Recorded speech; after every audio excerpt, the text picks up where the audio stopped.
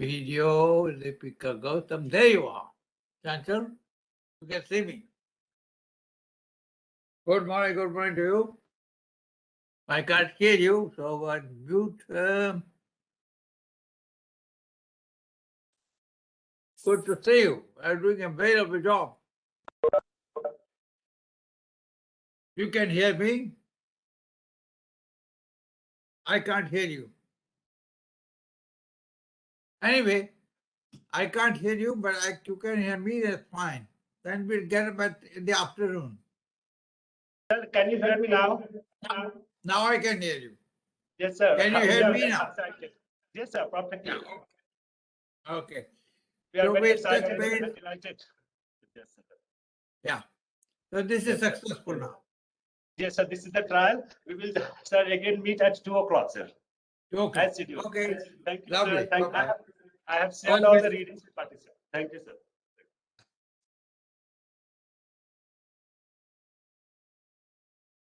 Bye then. See, sir. Bye, bye. Bye-bye.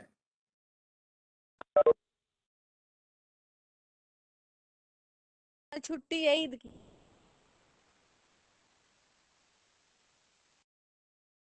Deepika ma'am, good morning. Good morning sir good morning Good morning. हमने trial run कर लिया Bakshi sir के साथ. Right sir right.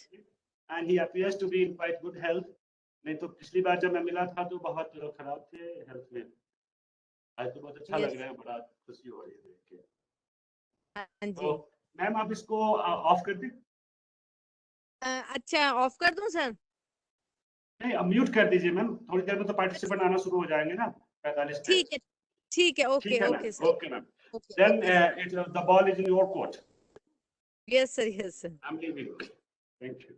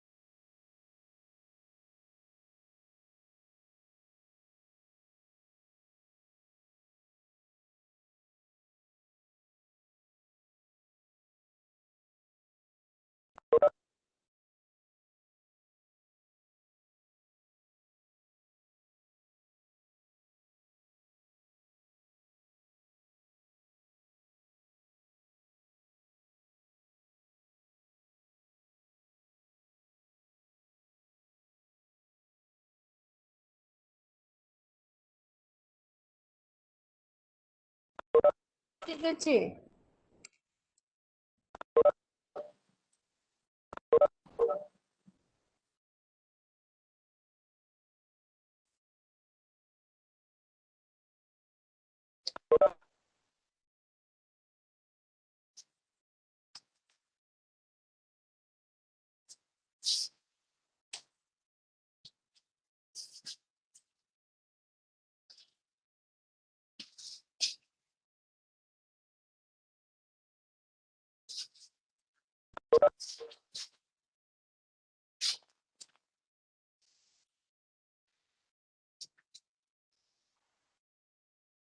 Good morning, sir. Manoj, sir, good morning. Good morning, good morning, good morning, Deepika. Good morning.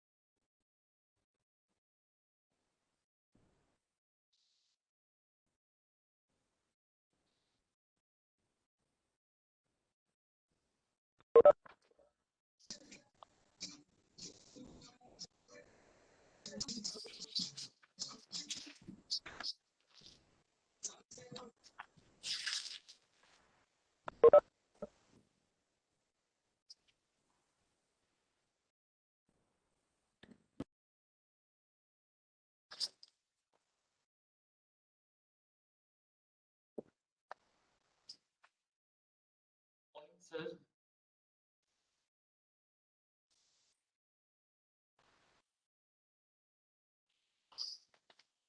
Ayush sir has joined. Manoj sir has joined. I have joined, like, so we can start. Very good morning, sir. Good morning, good morning.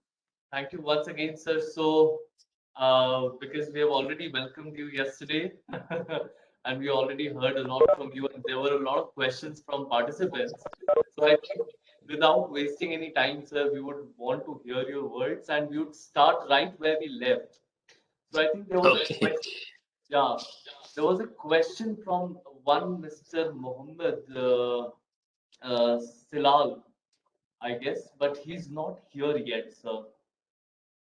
So I remember yeah, yes, sir, please. question is related with the IPR and mm, climate change. Yes. IPR and climate change. That was the question, like, what, like, how. So basically, it relates with the more transfer of technology, like, how, and also it brings the issue of the developed nations and developing nations. So when we talk about the technology, it's largely monopolized by the developed nations. So they have a complete control, and it's a big struggle always. Like, they are willing to sell the technology, but not the knowledge. Like, not transfer of technology. If the transfer of technology, and there also patent comes in a, like, big way. Some way, United Nations Framework Conference on Climate Change and Kyoto Protocol did not discuss too much about transfer of technology. Like, in the old system, Kyoto Protocol, and also in the uh, mm, United Nations Framework Conference on Climate Change. This is very important and very pertinent issue, but unfortunately, it has not occupied reasonable space in Kyoto Protocol and transfer of technology, because if you want climate change has to be addressed, then we have to equip the developing nation. We have to also realize the important principles, that is common but differentiated responsibility. They are, like, there's just some, but, like, because of the economic strength, underdevelopment, lot of issues are there. So even in Bali Action Plan, their transfer of technology was discussed. So what is important?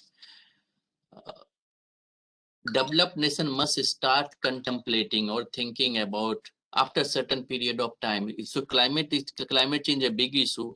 So this can be resolved if there is an openness on the part of the developed nations and willingness to transfer of technology. So then gradually things will improve. I hope in the negotiation which is going on in Paris Agreement, Bali Action Plan, and others, these issues have taken a serious consideration, and I hope that state will agree for the, particularly developed nations will agree for the transfer of technology. So transfer of technology is very important when it comes to the IPR issue related with the climate change and IPR and climate change. Then technology becomes very important, which has to be answered.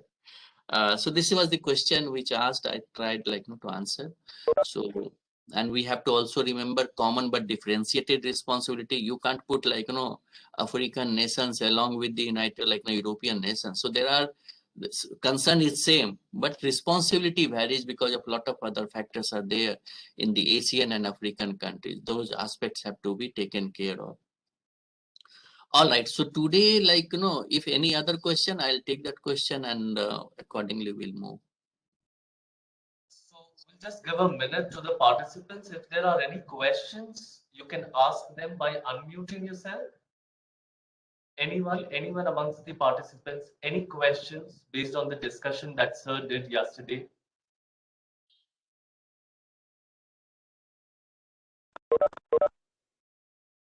Okay. All right. I think Okay. we had sufficient discussion. Now we move. So what I plan, because yesterday we have focused on the importance of philosophy in general, and with a special reference to the Hindu philosophy, and how, and we made an attempt to understand how the laws, regulations, legislations, and also a lot of practices which were not codified, but it was always it was always addressed in a different ways in the ancient time, medieval time, and of course in the modern time. The more we come closer to modern time, British era, we see some development, legislation, some legal framework in a concrete shape started taking after the British. But some kind of rules and regulation, codified, uncodified, customary practices, or even some kind of mechanism was there, not in the stated or like an obvious form, but it was always there. So today, and we have also discussed about in detail about the literature review, the importance of literature review, and how, what are the purpose of the literature review, that we have understood. And the discussion which focused study how to identify literature, and particularly when you go by the broad theme of this faculty development program, we have a huge challenge to locate the literature. So I said, if anybody wants to study in any religion, in religious practices, or like either in Islam or in Hinduism or Christianity, they have to move out little bit from the legal background. They have to go to the historical archival and find out the writings in different places. So it may be more multidisciplinary approach or social sciences approach, which you'll gather, which will help you. If solely you look into the legal, but then you have a limited. So you have to little bit take note of the history, particularly history in largely, and then religious text, and your study can be effective in that manner. So that the another important point which I thought I'll discuss today, and then we move. So the first, I answered the question which was asked. Second point, I'll focus some time on the research design, and then third part will be, which has been changed because I requested Dr. Chanchal to modify the title because it was very difficult to address for me on the socio-economic rights pre-British era. So pre-British era, like, during British era, there are like a lot of movements were taken place, but pre-British era, and then even the ancient time, it's a king's duty to take care of the people or citizens of that was there. So it required little bit exercise. I said, why not we look into the religious practices, and particularly related with the laws of warfare or international humanitarian law, because it talks about the humanitarian principles. So even the Hindu religion or Islamic or any other religion, they emphasized on the basic core values is the respect for the human values, respect for the culture, or humanitarian principles. Essence of all religious practices also, it emphasizes on the humanitarian aspects. So how we evolve as a good human being. That is the crux of the how we treat our fellow citizen, how we conduct ourselves, respect towards the senior, respect towards the junior, family members, and all these aspects in the religious also. So it's not only the religion which propagates, you fight. There's nothing like that. All religion focuses on brotherhood, peaceful existence, humanitarian angles. These are the important aspects we see, peaceful coexistence. So if you go in the essence of the religion, you'll find these are the humanitarian principles or fundamental principles are discussed. Let me talk about the little bit on the research design. That is the research design. What is research design? So research design is like an architect. So an architect, he maps out complete. So research design gives you completely like how you want to progress, what are the areas you have. So research design will, if in a common man sense we say, or we compare with the architect. So architect gives a research design, how your house will be built, what are the steps, what are the at concrete. So there is a scope of modification also. In his proposal, there is a modification. So when you submit a proposal, so architect comes with that and he say this much time it will require, this much budget will require, this much labor is required, this. So a lot of things. So detailed information tentatively is provided by the architect. So research design. So design, if I start with looking into in that particular sense. So research design, when we start a research, so you have a complete picture. Whether it will be doctrinal research, whether it will be you are going to develop a hypothesis, whether it's an empirical research or whether it's a mixed research, what are the title, what are the research problem, research questions, or there. And it becomes, research design becomes very important in the social sciences. But when we look into the legal, little bit variation we find. When we look into the legal aspect, we see a little bit variation in there. But when we look into the social sciences, so any book, if you read in the social sciences, they said primarily research design and its variants. I'll not discuss in detail, but they say research design and its variants, and they say experimental design. Well, there are 5 types of they have outlined. Experimental design, cross-sectional or survey design. So experimental design, cross-sectional or survey design, longitudinal design, case study design, and comparative design. So that's like, social sciences, they focus on these. So this is the design. So like, it depends upon your study, what you are going to. So it's a historical, or like, if I take you to legal, it's a historical, it's a analytical, or it's a like, exploratory, or it's a like, this kind of research we do: historical, descriptive, experimental, and also on the like, we look into the other aspects. So here it says experimental design, cross-sectional or survey design, longitudinal design, case study design, and comparative design. It depends upon a broad variance of the research design which has been said. But as a legal researcher, so this can be applied. So maybe a case study design we follow, and then accordingly you say your design comes out, what you are going to cover in your particular work. So basically what research design says, a research design provides a framework. A research design provides a framework for the collection and analysis of data. A research design provides a framework. More in the social like or empirical study, the research design provides a framework for the collection and analysis of data. A choice of research design, a choice of research design, a choice of research design reflects research decisions. So like I said, variants of research design, so 5 I have mentioned. So a choice of research design reflects decisions about the priority begin. A choice of research design reflects research decisions about the priority being given to a range of dimension of the research process, range of dimensions of the research process. So choice of research design reflects research decisions about the priority being given to a range of dimensions of the research process. And it can be one, expressing causal relationship or causal connection, expressing causal connections between variables.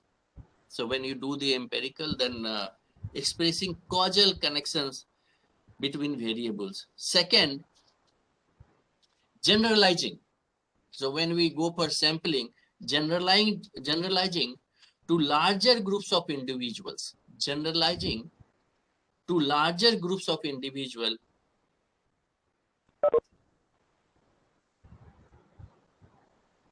that groups of individuals that those actually forming part of the investigation. So we don't like go for the entire research design. So this idea you have, how many sampling, what kind of random sampling, what are the people you are going to interview, what are these are the things are there. So the second is generalizing to larger groups of individuals that those actually forming part of the investigation. Then understanding behavior and the meaning of that behavior in its specific social context.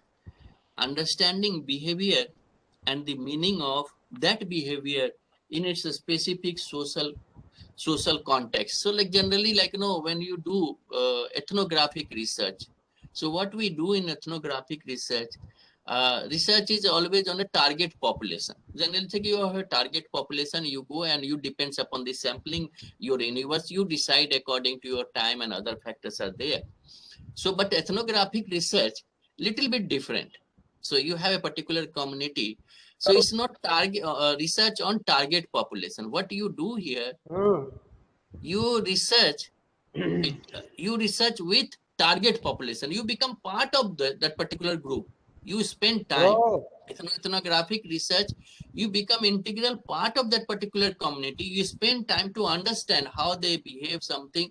So your time is like, so you do target with you are very much part of the integral part. So you, before starting questioning or something, you try to understand their behavior. So in that particular understanding behavior and meaning of their behavior in a specific social context, in that particular context, then you try to see why people are behaving in this manner, what are the practices which are not good. So you try to involve, so you spend time. Ethnographic research demands a lot of time, your personal visit to the particular setup, and you spend a lot of time on energy on that part to understand. So you are not just on target. So with target population, what's from on to with. So under the ethnographic, with target populations, you go there and do the research. And these are the basically research design idea. And some of the common I'll just say also research design, as we discussed already, it includes the plan, structure. It includes research design means it includes the plan, structure, and strategy of investigation. So to obtain answer to research questions. So to obtain answer to research questions. So it's like a tentative idea about the plan, structure, strategy of investigation if investigation is required. So it includes the plan, structure, and strategy of investigation. So to obtain answer to research questions.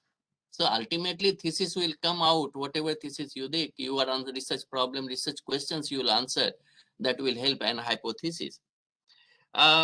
We have also a great a person, a professor, Bob Hanke. So I'll just read out his definition. Bob Hanke, B-O-B-H-A-N-K-E. B-O-B-H-O-H-A-N-K-E. Bob Hanke. So he wrote a book, which maybe if somebody wants to understand, or you give a lecture or something, is a intelligent research design. So he has authored a book, Intelligent Research Design, only on the research design. That is the a complete book on the research. So we just try to gist we are discussing here. So Intelligent Research Design, which published by the Oxford University Press, 2009.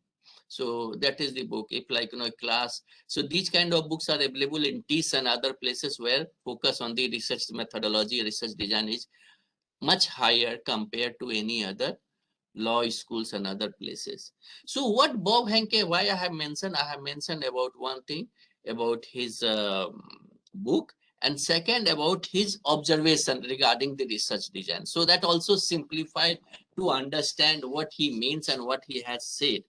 So what Bob Hanke observes regarding the research design. So we have some idea, we have a clear-cut picture. It includes plan, structure, strategy of investigation to obtain answer to research questions. So generally हम कह सकते हैं कि when we discuss in the class why research design is important, you can draw an analogy, a brief, a tentative overall outline, what you are going to do, what are the questions, structure hai, or strategy, plan. So everything you briefly highlight when you talk about the research design.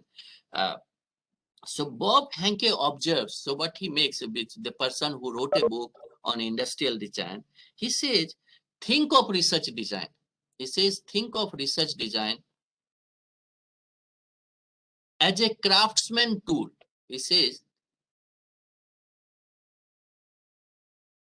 think of research design as a craftsman's tool, as a craftsman's toolbox sorry, think of research design as a craftsman's toolbox, comma,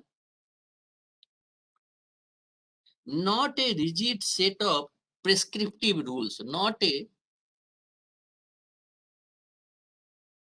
rigid set of prescriptive rules, not a rigid set of prescriptive rules, colon, and he says, what you do with it, what you do with it. So Bob Hanke made an attempt to define research design in a very simple way. He said, think of research design as a craftsman's toolbox, as a craftsman's toolbox,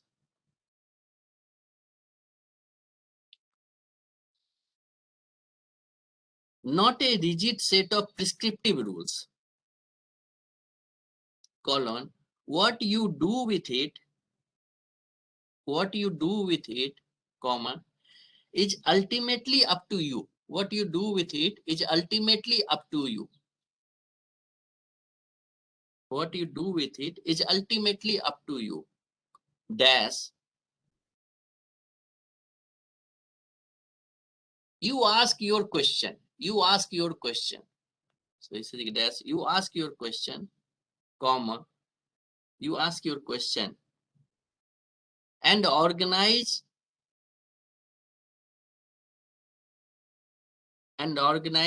debate around it. Organize debate around it.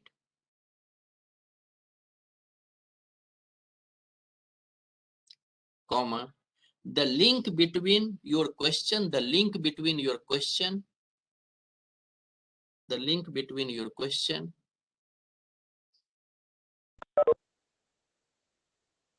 your answer and your data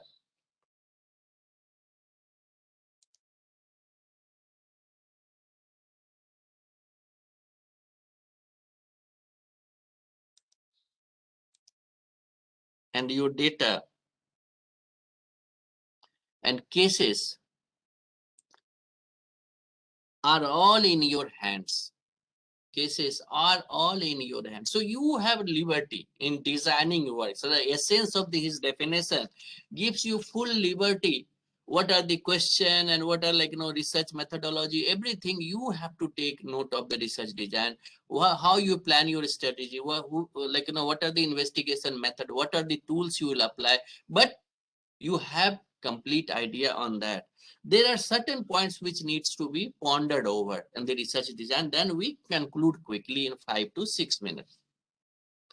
First, when we start for any research, we have to have major struggle with the title. So how to frame a title in the research? So first point is the title of the research. So student bhi aapke paas, since you all are teacher, student comes to you and say ki sir, you design my title. Some students are very good who has a command of language, so he frames title very catchy. Even interaction with Professor Bakshi, he spoke many times. So if you see his title are always different. His titles are very unique, using of the language. So more on the language he plays with the title. Even the article, any article is not straight. He right to health, national and international perspective. So somebody can change and say status of health in India, or status of right to health in India, pandemic or something. So that word can be changed. So title has to be a catchy title. When you design something, a catchy title where you can seek help. Or you can, so if you have a command over the language, there is a possibility or critical or thinking more on the literary way, then you can design a good title. So title becomes very important, not a very prosaic and there. However, while framing title, there should be clear and precise statement. There should be a clear and precise statement of the topic. Whatever the title you choose, it has a relation, because entire work goes around on that particular aspect. There should be clear and precise statement of the topic in the form of a title, And the title can be tentative also. The title can be tentative. So it can be modified later on. So there's not to worry because I have given a title, it's final. So you have a scope always an improvement. So more interaction, more like, sometimes in the synopsis presentation or student present, like, so your colleagues suggest it can be like this. So there is a possibility. Title is not finally. Title should be analytical and to the point. Title should be analytical and to the point, simple and self-explanatory, and not ambiguous. So sometimes very vague kind of title, that is not required. So what is essence? The title should be analytical and to the point, simple and self-explanatory and not ambiguous. The second, in the research design, a brief introduction to the research problem. A brief introduction to the research problem. A brief introduction to the research problem.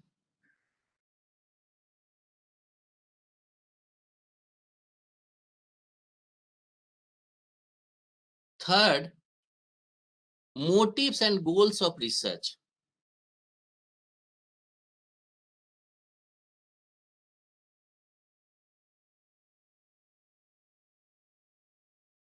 Motives and goals of research. The next, research questions.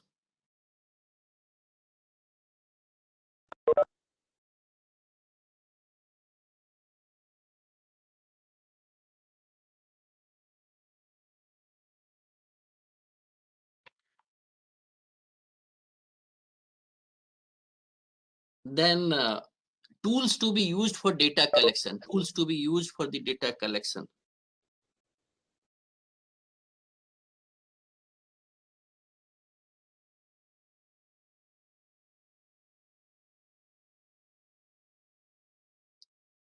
And then method of research. So I said, like, what kind of method we generally follow when we do the legal research.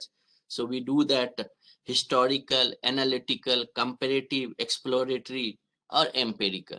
So when we do the research, so our method of research, so it may be sometimes, whether it's exploratory research, whether it's a comparative research, whether it's like analytical research. So descriptive, like analytical, descriptive, largely in the library setup you set in there. So method of research can be historical, analytical, comparative, exploratory, empirical.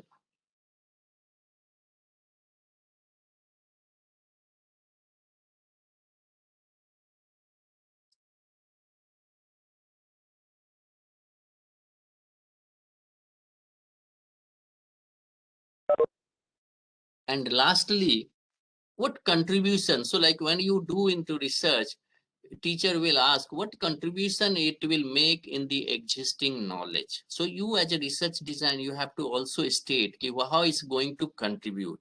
So that is the very important question which is posed by everybody. How your study is significant, what contribution your study is going to make. It's a repetitive, you keep on doing same thing and saying same thing. So it's not necessary. So you have to be clear in the research design. So these are the points we have to have in the research design, like when you frame title, introduction of research problem, goal of research, research questions, and data collection, method of research, what kind of method of research you do, and finally likely contribution to the research, you will do that. By this, we finish with the research design and literature review, which is related with the studies class, and we finish with that. Today, we go to the very important aspect, which we look into study. So what is more on the related with the laws of warfare connection. So laws of warfare connection, we are going our discussion. Our discussion is focused in more on the laws of war in the connection of the laws of warfare. So laws of warfare, which regulates basically or revolves around two important principles. Two important principles are there. Is ad bellum, JUS, is ad bellum, and use in bello. Is ad bellum and use in bello. What is the interesting part we have when we discuss the laws of warfare, or international humanitarian law, or even in the ancient time, or even in the civilization? So we have witnessed war always has taken place. But war was always a last resort. Even in the Ramayana, Mahabharata, or all the negotiation was always there. Peaceful efforts were made. We try to see this a last resort. So war in the ancient time, it was not the beginning. You go. Even king, they try to see some kind of pacific solution, peaceful solution through negotiation and historical. So historically, what we have seen, there is a process of uh, engaging with the warring parties or engaging with the other party to see how to avoid. Even in the case of Mahabharata, Ramayana and other war, you find some kind of negotiation was there. When everything failed, then it says war, we have to go for war. When you so war become necessity, means if so ancient time what they say, I'll come a little bit later on the SWM. So in ancient time it says dharma yudha, means what is just war and unjust war. So in the ancient time, if I go and look into, so term is used कि धर्म युद्ध, ये धर्म युद्ध है. धर्म युद्ध है जनता की रक्षा के लिए, प्रजा की रक्षा के लिए, or something. So it's a dharma yuddha. So we are fighting for a cause, a genuine cause, and it's a very sacrosanct. The cause is very sacrosanct and survival. So it may be survival of the state. So today this we have war. So there are two types of war: dharma yuddha, adharma yuddha, righteous war or unrighteous war, or just word or unjust word, whatever you call. So write your dharma yudh, adharma. So in ancient time, we see the dharma yudh and adharma yudh, the term. So dharma yudh is preferred, unrighteous word, you don't annex the territory of other person or something other, kingdom. So it was always an effort. And then, and what we have also witnessed in the history, which has been not been highlighted so much, but of course in the history it got very prominent place: renunciation of war, renunciation of war by great king like Asoka. Asoka the Great, when he saw in the battle in 323 or 320 BC, when in the after the battle of Kalinga battle, when he saw everything suffering and killing, so he got disturbed. So renunciation of war, he said, now he completely transformed. A person who was very keen in conquering the territory, a person who, a king was which was very fond of war, a king was very fond of attacking the other states, capturing the other territory, expanding its territory. After the huge, after the Kalinga war, he got completely transformed. His perception towards the war had changed, and he started uh, so Asoka becomes so upset. He declared that in the future, so what he declared, Asoka declared that in the future, he would conquer only by morality. So he will in future. So what in the ancient time or ancient in Hindu, in the Mauryan Empire, in the Asoka Maurya, he had said, now in future war, if I have to conquer, I will follow the morality principle. The conquer only by morality. So convincing, love and affection and all these things become very fundamental when he started speaking about after the Kalinga was. The transformation was huge. He completely changed. I said, no, if I have to conquer, I'll go morality, and which is known as popularly as a Dhamma, Asoka's Dhamma, DHA-MA, Asoka Dhamma, which is Prakrit Dham, not Dharma, which is Dhamma, which is Dhamma. Dhamma is a Prakrit word.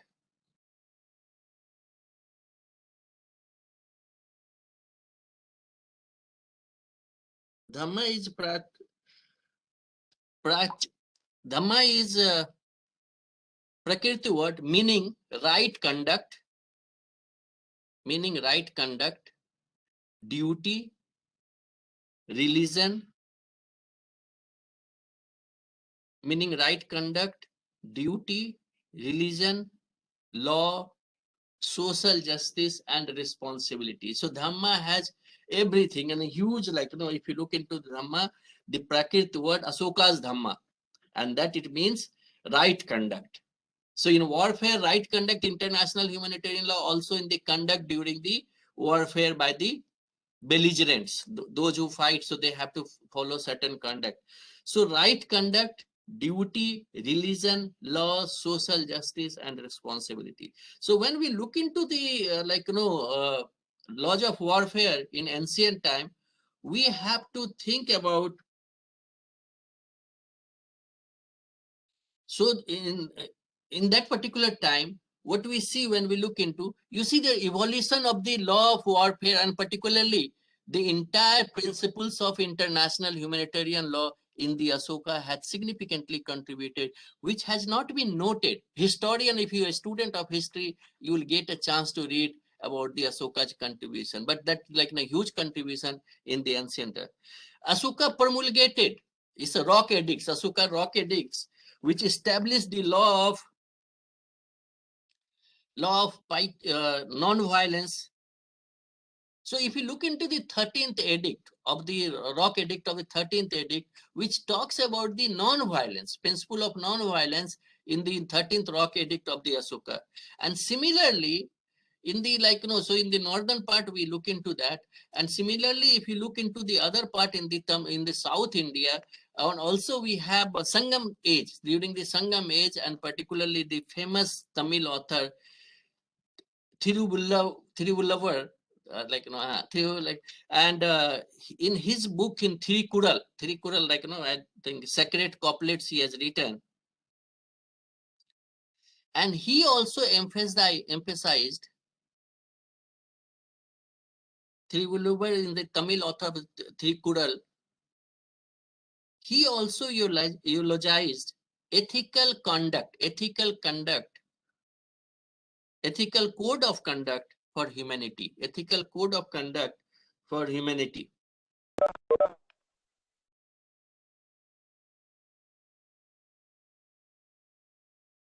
So, ethical code of conduct for humanity.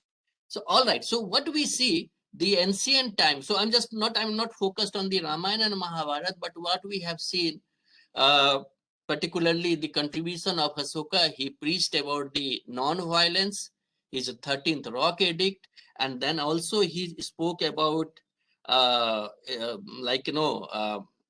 the more like a peaceful conquering of a state through the Dhamma. Dhamma has everything. It's a religion, it's a right conduct, duty, law, and social justice. So we see the reflection in the warfare. So when we discuss, so maybe in future, some of you look into, so you can also look into the various kings, how they have contributed in the shaping of the laws of warfare. Now come to the two principles which started, like Jus ad bellum and Jus in bello. When we talk about the Jus ad bellum, so what is ad bellum is there? So first, we have to see, if I start comparing with the modern international humanitarian law, if we start comparing with the modern international humanitarian law, which is the principles of the international humanitarian law, it doesn't regulate, it doesn't prohibit the war. It doesn't talk about the prohibition of the war. It's only the regulation of the war.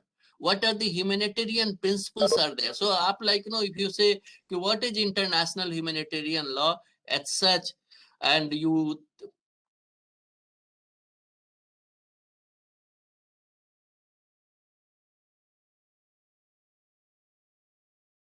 so as such, you will not think about that. So because humanitarian principles, so international humanitarian law nowhere talks about the regulations of war. Or sorry, it's prohibition of war. So prohibition of war, if we look into the international law, or particularly the United Nations Charter, or there is also in the 1928, the famous, the Kellogg-Briand Pact of 1928, after the First World War. In 1928, Kellogg, Kellogg, Kellogg-Briand Pact, BRIAND. So 1928, which prohibits completely,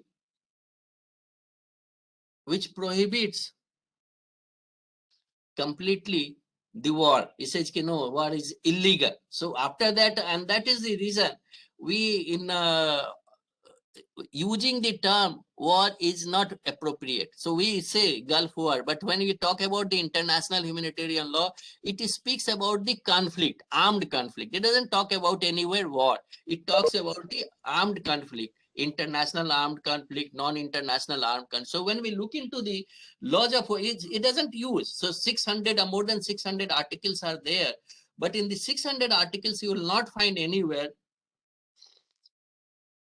the term war. So the term war has been prohibited by the 1928 Kellogg-Briand Pact. 1920 Kellogg-Briand Pact, KELLOG, Kellogg-Briand Pact, BRIANDT, Kellogg-Briand Pact of the United. So war has been prohibited. War as such is not legal in the international law. War term is not.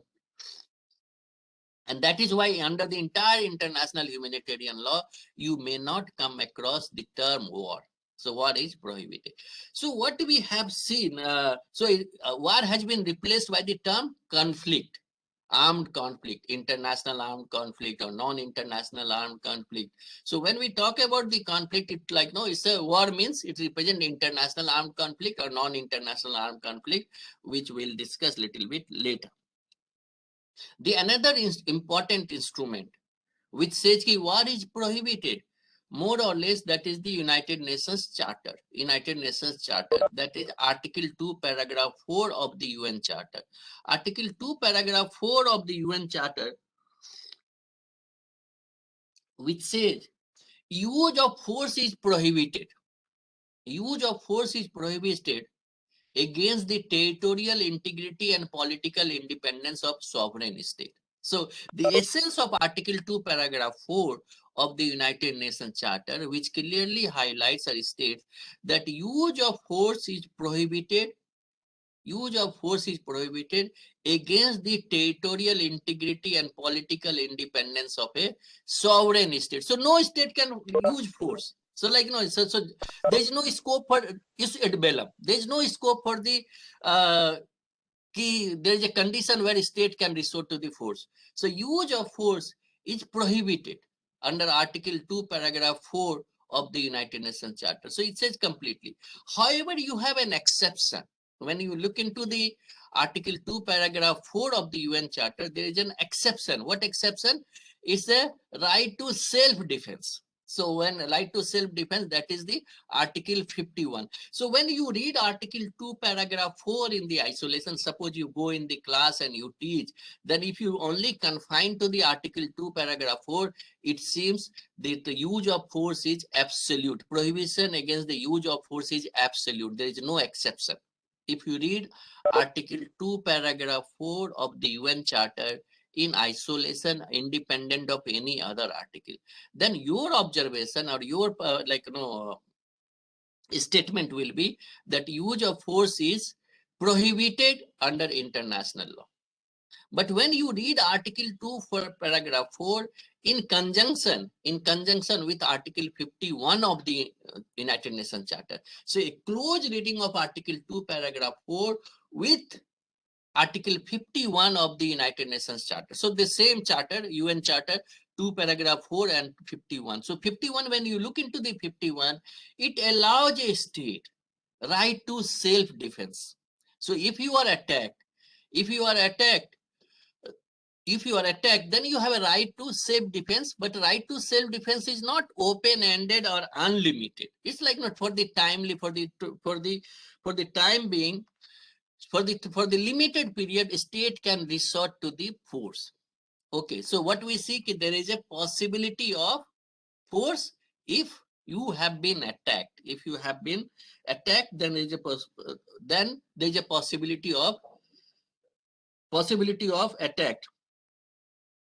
All right. So this is the so we see there is a fight or there are other grounds are there, but I'll not take much time on that. So we leave it there. So there is a limited scope of using force according to the Article 51 of the United Nations Charter. But when you read article, so more or less war is prohibited. Now you come to the two important term which I started with, and I said jus ad bellum. So what jus ad bellum means? What jus ad bellum means? So jus ad bellum, that is JUS AD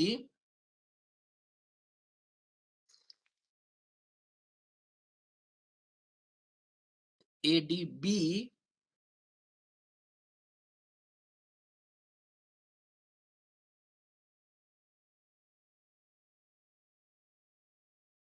BELLUM.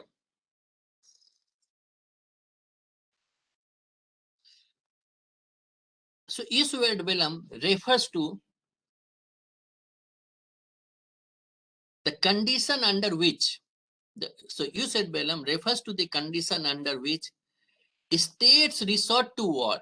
State resort to war. So it's some way like conditions. If like so, just whether what condition can be is a just or righteous word or unjust word, that is depend upon the. So jus ad bellum refers to conditions under which states resort to war.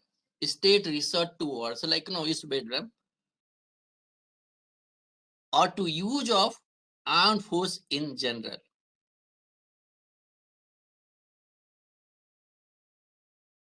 So international humanitarian law doesn't prohibit the war. Then you come to the next term, jus in bello. And jus in bello is synonymous with international humanitarian law.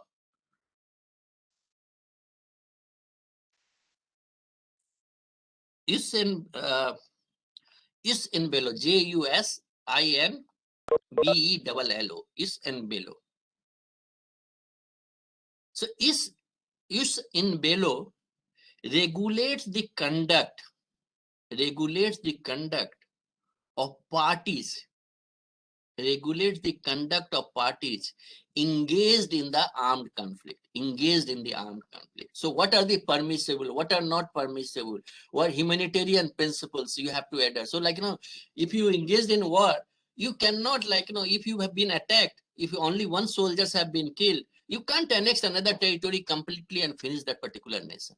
So like regulation, you like you have, if the enemy forces is using only some kind of threat but not like bullet or something, and then you kill number of people, that is also violation of. So conduct is like how much force has to be used, how is it to be like it depends on the fundamental principles of the IHL, which I'll come a little bit later. So when I see, so jus in bello is a synonyms or synonymous with is like IHL is so international. So jus in bello basically talks about the how to minimize. It talks about the how to minimize suffering in armed conflicts. How to minimize suffering in armed conflicts. So a focus or thrust of the jus in bello, how to minimize suffering in armed conflicts. Notably by protecting and assisting. Notably by protecting and assisting all victims of armed conflict. All victims of the armed conflict. So the thrust of the like jus in bello to regulate the conduct of parties engaged in the conflict and minimize suffering in armed conflicts, minimizing suffering in armed conflict.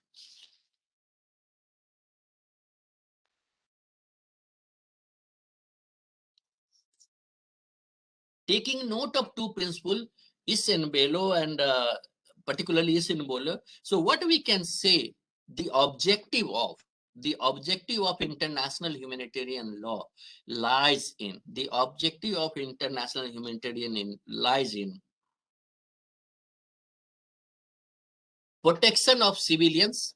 So the objective, so आप अगर पढ़ा रहे हैं, if you are going in the class, you can say the objective of international humanitarian law lies in protection of civilians,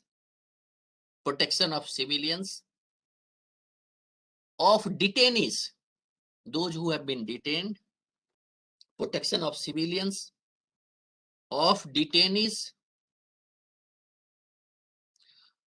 of the wounded and sick,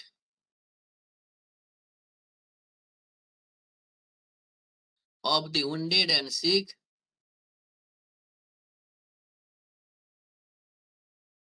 and those who are not participating in the hostilities, and those who are not participating in the hostilities.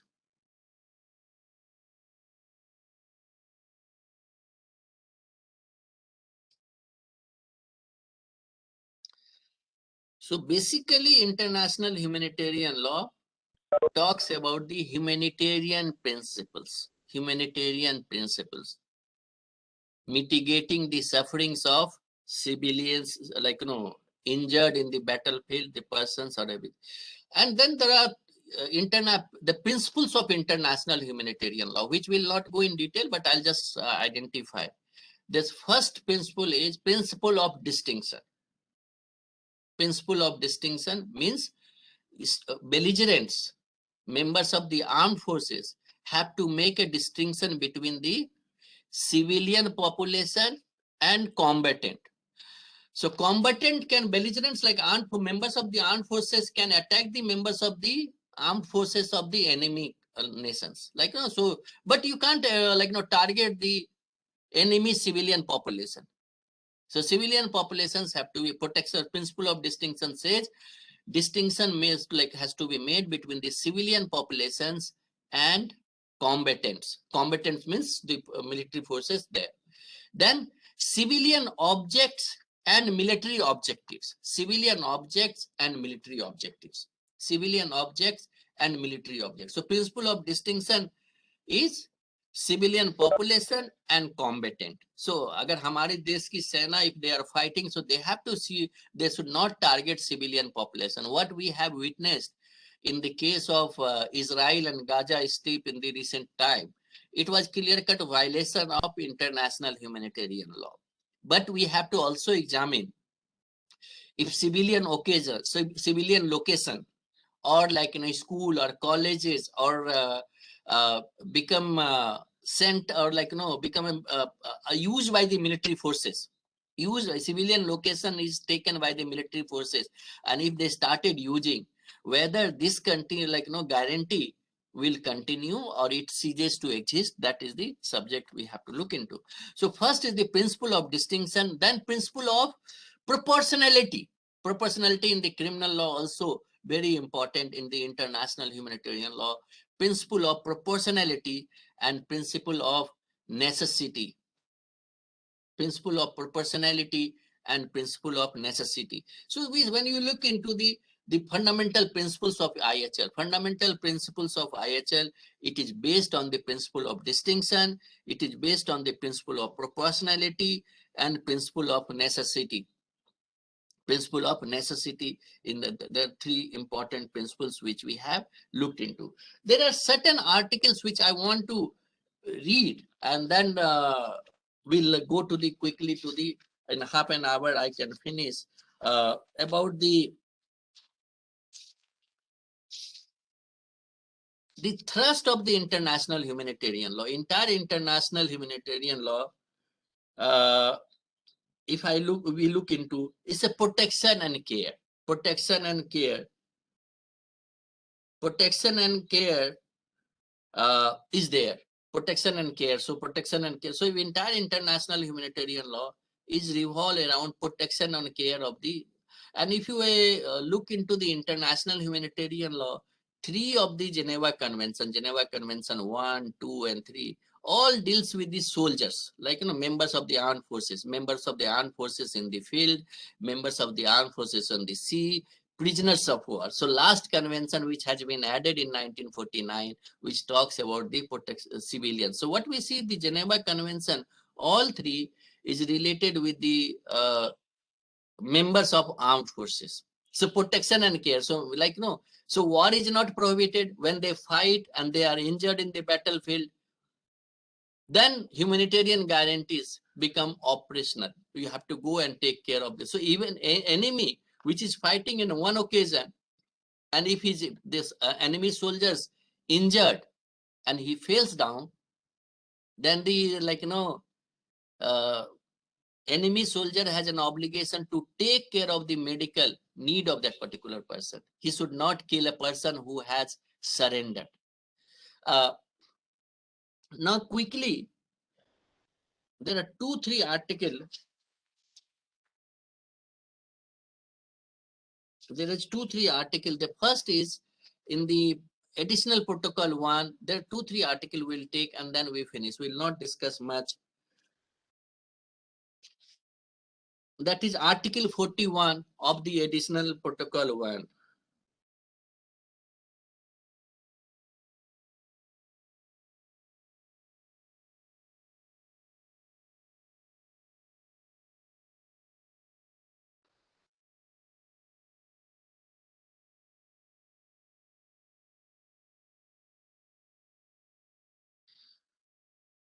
Article 41 talks about safeguard of an enemy. Safeguard of an enemy.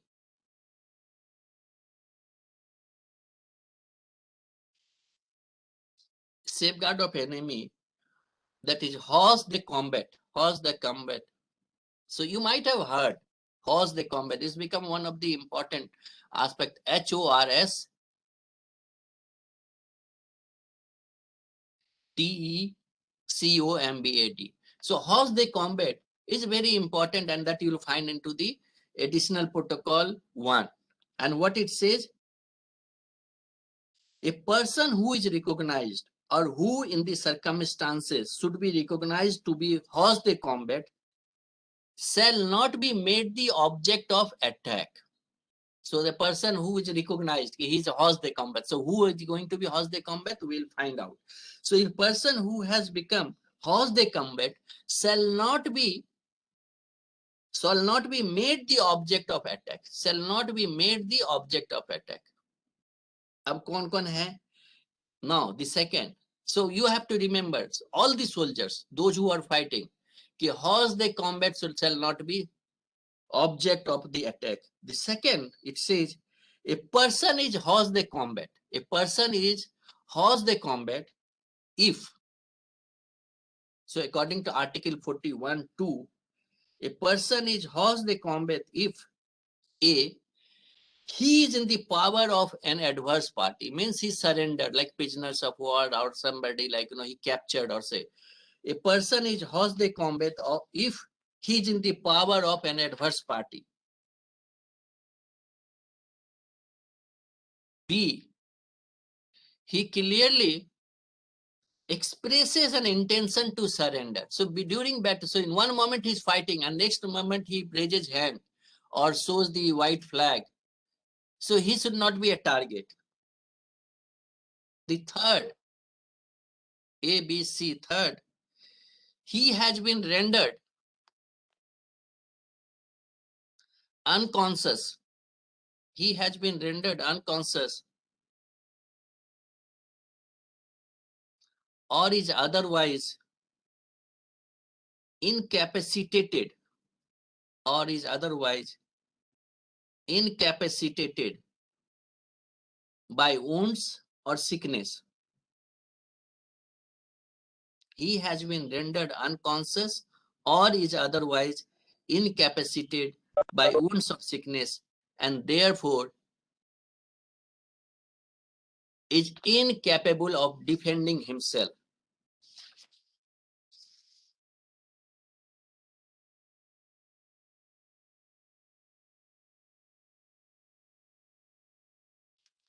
Just last point I'll take from the IHL and then we close.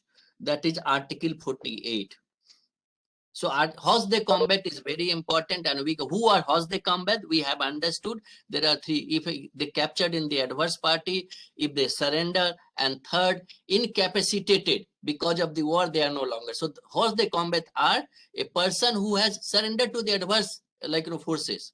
He is the horse the combat. Second, he expressed his willingness to surrender for the second. And third, during fight he is injured and he is no longer in a position to carry forward active war. So he is language. So in all three situations, they are horse they combat according to the Article 41 of the Additional Protocol 1. According to the Article 41 of Additional Protocol 1 to the Geneva Convention. The last point which I have, and then we finish, and then we go back to the remaining half an hour on there. Article 48 of the same convention protocol, which says, in order to ensure respect, which the fundamental principles, so fundamental principles we have discussed, and that is there. In order to ensure respect for and protection of the civilian population, in order to ensure respect for and protection of the civilian population and civilian objects, in order to ensure respect for and protection of the civilian population and civilian objects, the parties to the conflict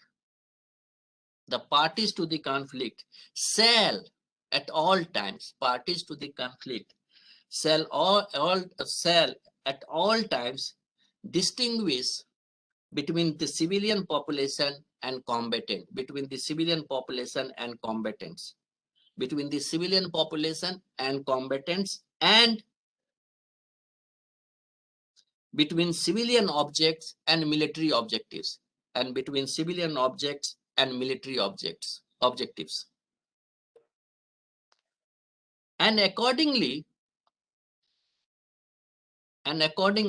shall direct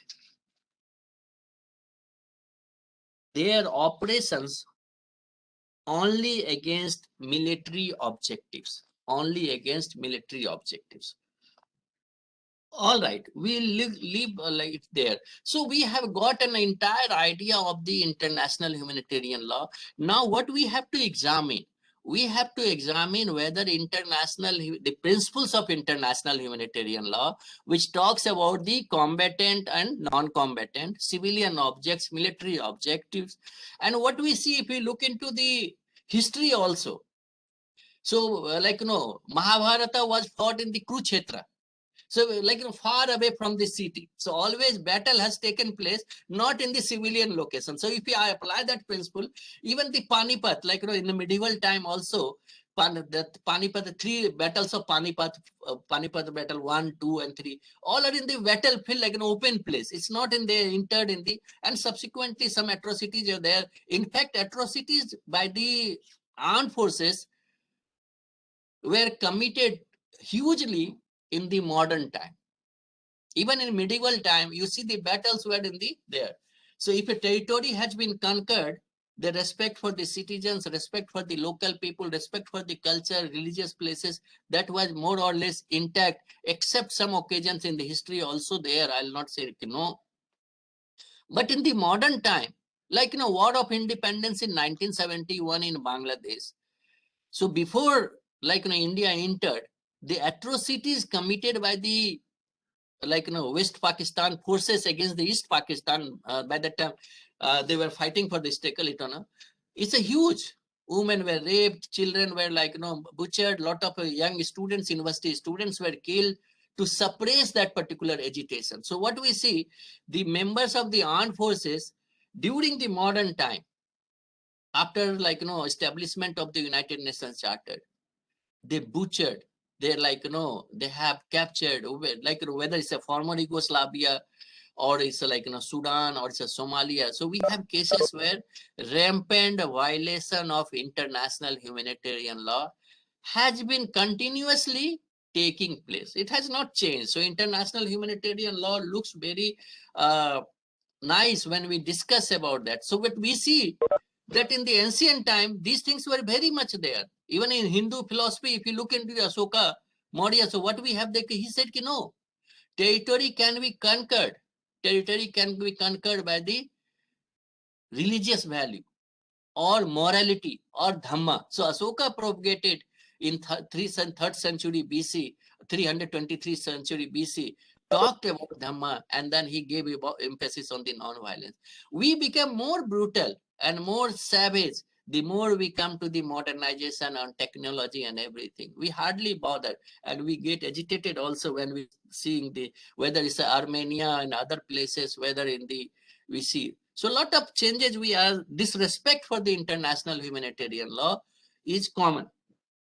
Let me two important tenets which we'll discuss. One is the Hinduism and international humanitarian law. A reference has been given. And the second is the tenets of Sikhism and international humanitarian law, which I have said.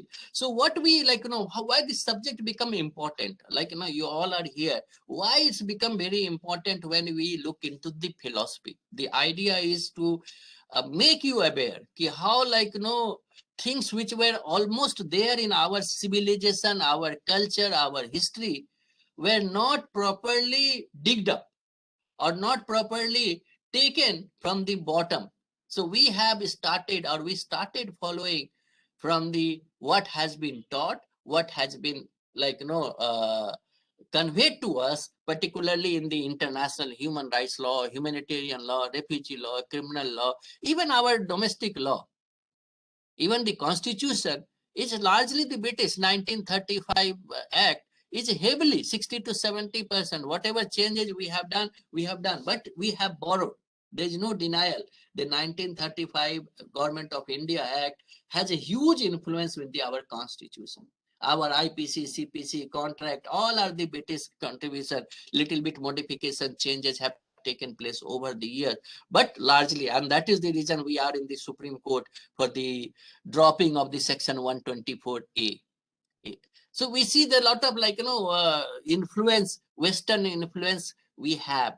So what we in this entire process, the sensitization, the training program which is being conducted by this university is largely to make you aware. You all are knowing. We have students who are very good in the subjects. Like the many students, they have done the work like on the international humanitarian law, human rights law, and others are there. Like Dr. Julian, like your colleague here, she has done a great work on the International Criminal Court.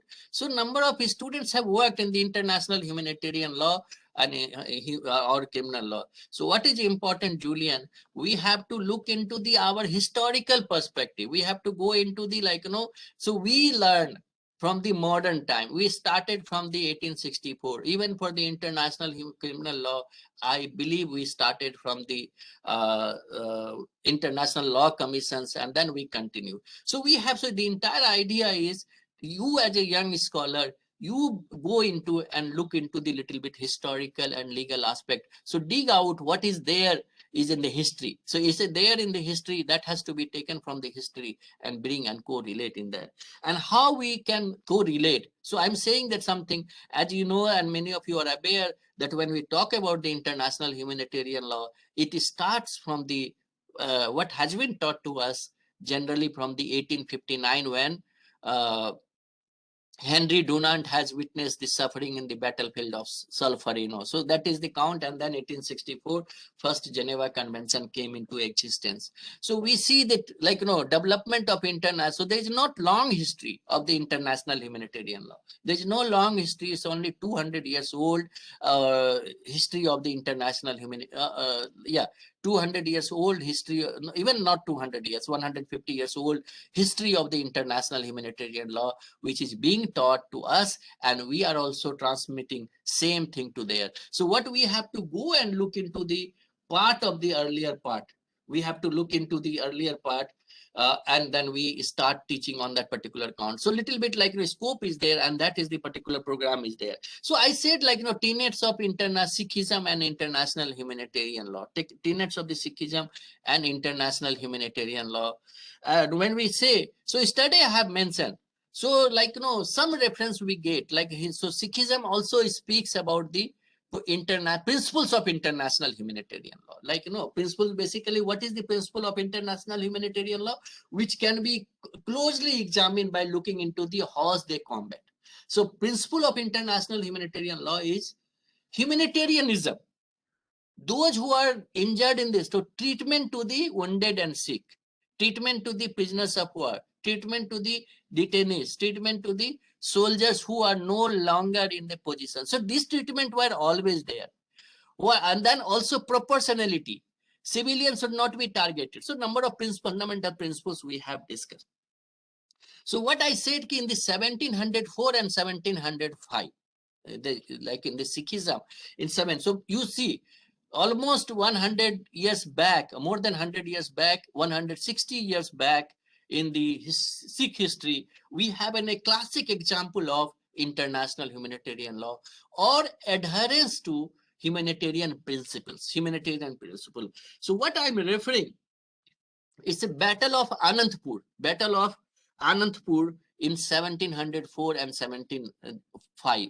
So battle of Anandpur is there a time of, and there one gentleman, he has been given a task to provide water and medical care of the forces of the Sikh forces in the battle, and that gentleman name was Bhai Kanhaiya Bhai. So if Sikhism and international humanitarian law, when we look in, so he is known as Bhai Kanhaiya, Bhai Kanhaiya, Kanhaiya, Bhai Kanhaiya ji. So we trace the international humanitarian law because of Bhai Kanhaiya ji's, for his efforts to follow humanitarian principles, for his efforts in following or ensuring, for his commitment to ensure the humanitarian principles during the Battle of Anandpur Sahib, 1704, 1705, Anandpur Sahib battle in the 1704. So what Bhai Kanhaiya has done during the battle of Anandpur, Bhai Kanhaiya taken care to the wounded soldiers, by providing them water and medical aid. So what he was doing, Bhai Kanhaiya was not like, so he was taking care of the wounded soldiers by providing water and medical assistance. So he was asked, but what he was doing, that was not been told to him. So he was doing, because he did not discriminate against these soldiers fighting the Sikhs. So he did not discriminate. So he followed humanitarian principles and attended medical aid and also drinking water to the soldiers of the both parties, even the those who are fighting against the Sikhs. So he did not discriminate between the enemy soldiers and their own soldiers. And that we see is starting point when the Sikhism. So many people have just started working. So some of the students from the Punjab, they located and they are Delhi Gurudwara Sikh Committee and also the Khalsa College. Now they are thinking about highlighting the contribution of the, so they say the development of international humanitarian law is not from 1864. Development of international humanitarian law has taken place in battle of Anandpur Sahib in 1704 and 75.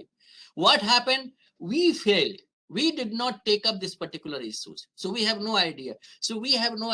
Even the persons who had idea did not think about. So when they came into interaction with the International Committee of the Red Cross officials, while interacting, they understood, what you are talking about, the humanitarian principles. So they also attended some of the conferences or seminar, and then they realized 6 communities, what they are talking about, that humanitarian principles already deeply ingrained in our civilization, and they start highlighting. Now they are working on that particular. I hope that one day a book will come on something. But this is also by the religious people. And now they're supporting the universities. So later Delhi Sikh Gurudwara Committee is also instrumental. Then also about the Khalsa College in Delhi instrumental. So I participated in 2018 and ICRC also supported. So now ICRC is also supporting to undertake a study on this particular topic, the tenets of Sikhism and international humanitarian law. So what just looking into one, we say ki we have much before what Battle of Solferino. So but he is not Henry Dunant. He is just ordinary person, a common person. Bhai Kanhaiya Lal. What he was doing, that same work was done by the Henry Dunant, but he born and brought up. But anyway, I'm not questioning his caliber or something, but I feel that similar things happened in the other culture, other civilization. But it's a failure of all of us not digging up or not taking up those issues in that particular thing. The second, now we come to the Hinduism and international humanitarian. So we have 1704 and 1705. When we look into the Hinduism, or like, we go to the ancient civilization, we start finding into the like, Ashoka's, Maurya's time also we find. But laws of armed conflicts were founded in ancient India and on the principle of humanity. So humanity was always consideration in the, like, in our civilization. And also in the ancient time, if I said ancient time, medieval time also, we have even the, like as I said, Kurukshetra, like Kurukshetra battlefield means far away from the city. When in an open field, you are both soldiers were assembled and they fought. So even if you see any, like, historical context, you'll find a battlefield is identified. It was not the, like, except certain things happen in the history, that is altogether different. But otherwise, when the declared war or an accession of a territory, it has always been resisted in open space, far away from the city, far away from the main, like, kingdom. And therefore, that is the Kurukshetra battle of Panipat. I've said in modern time, also medieval time, I'm saying is starting from the 1526 first battle of Panipat. All three Panipat's battle is a battle, like, to conquer Delhi is started in the Panipat.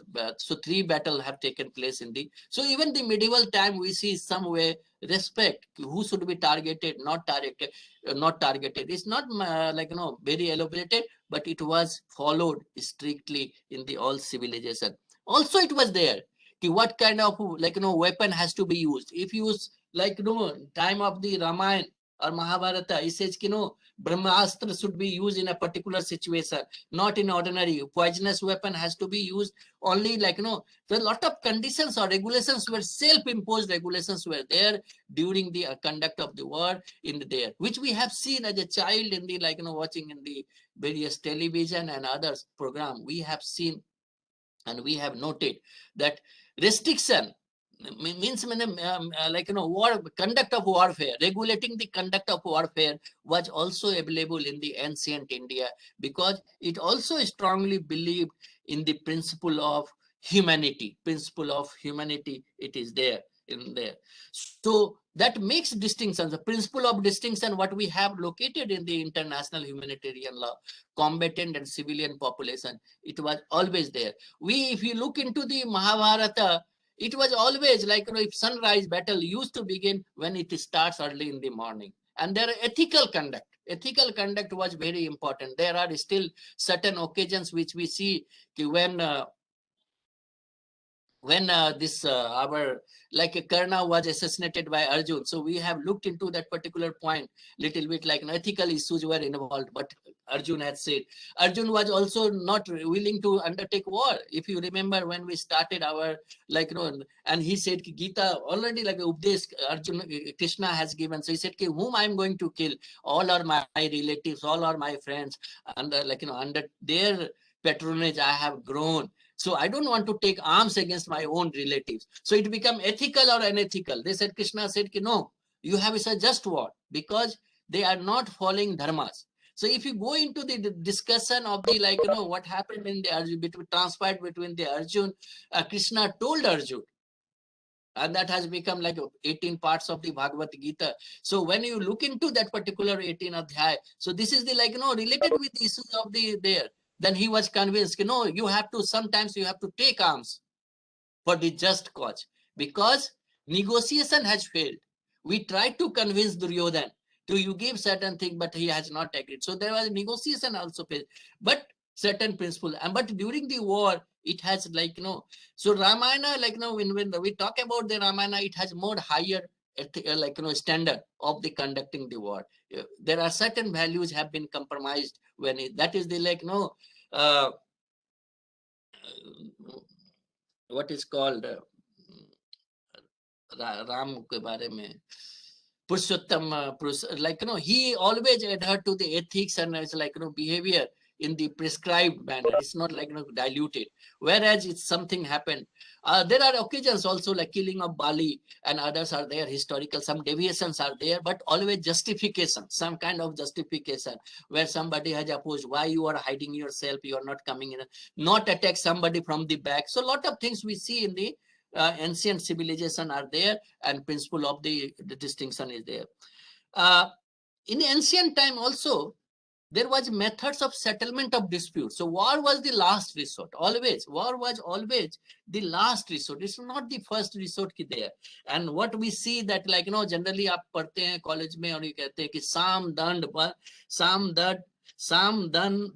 भेद दंड, साम दान Ved Dand. So I'll just come. So there are 4 stages of settlement of disputes. The Sama means S-A-M-A. So they can so S-A-M, S-A-M-A, Sama. So Sama means call peaceful negotiation. The first stage is so there were methods evolved in the ancient time also to the settlement of disputes. Settlement of disputes, when we talk about, the first is the called peaceful negotiation. So Sama means peaceful negotiation. Ab baatchit karo, ab find is not you go. Then second is Dan, D-A-N-A, Dana, Sam Dan. Dan means you give the gifts, not the Dan means so you give the gifts to the other party to please the other parties, offering gifts to appease the enemy. So sometimes you give the offering. So Dan you the negotiation or something you give dana to the appease the enemy. If enemy is advancing, also try to avoid is there. Bhed, B-H-E-D-A, Bhed. Bhed means it's a veiled threat. Veiled threat. कि आप नहीं करोगे तो एक threat some kind of V-E-I-L-E-D, veiled threat. So first stage, you go for negotiation, gifts, then veiled threat, they have not gone.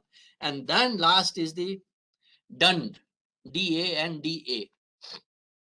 D-A-N-D, allows the use of force.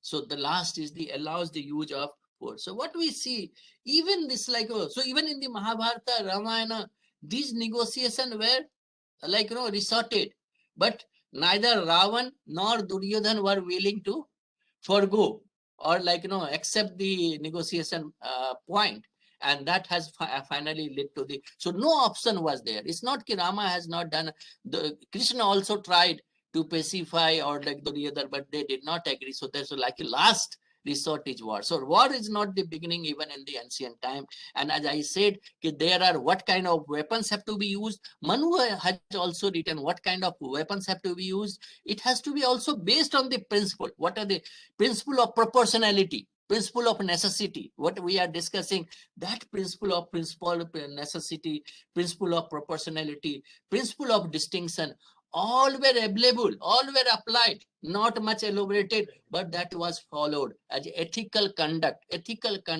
during the warfare in their in ancient time. And it says persons who could not be attacked, we say the civilians, to person which could not, who could not be attacked, all these identification, civilian population and distinction, that were there in the ancient time. So war were largely confined to the combatants for the legitimate targets. Combatants, it's between the combatants, the two forces they are fighting. It's not the common. Even in ancient time, it was not permitted. It was not permitted to destroy either cities or town during war. So winning force should not destroy or in the safe well and other facilities during ancient time. Destruction of the cities, destruction of towns were prohibited. Even in Hindu, Hindu literature, Islamic also, in other religions also we see that. Hinduism, if I have to say, Hinduism like most religions, Hinduism, like most religions, Hinduism, like most religions, believes, Hinduism, like most religion, believes that war is undesirable. Hinduism, like most religions,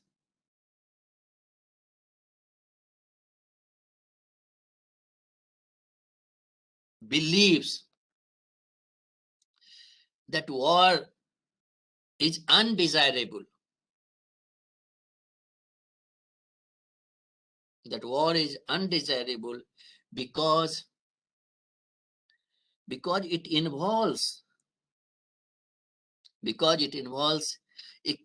killing of, because it involves the killing of,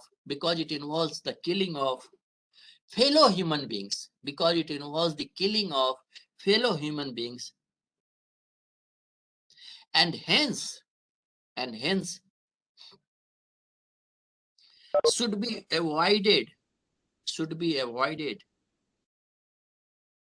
as a means of settling dispute, and should be hence should be avoided as a means of settling disputes.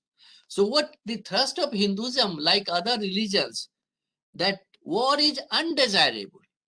It's not required. War is undesirable because it involves the killing of fellow human beings and hence should be avoided as a means of settling disputes. So no doubt in entire history, even Indian civilization too, the importance of armed forces were there. So they preach, so I'll not say. So there were always standing army, the soldiers for each kingdom. There were always army. So what is important? The army has to defend the territory of the particular kingdom. So in the history, so it's the Ramayana, Mahabharata, so they all have armies. Armies were always there. It's not key without army and soldiers you can.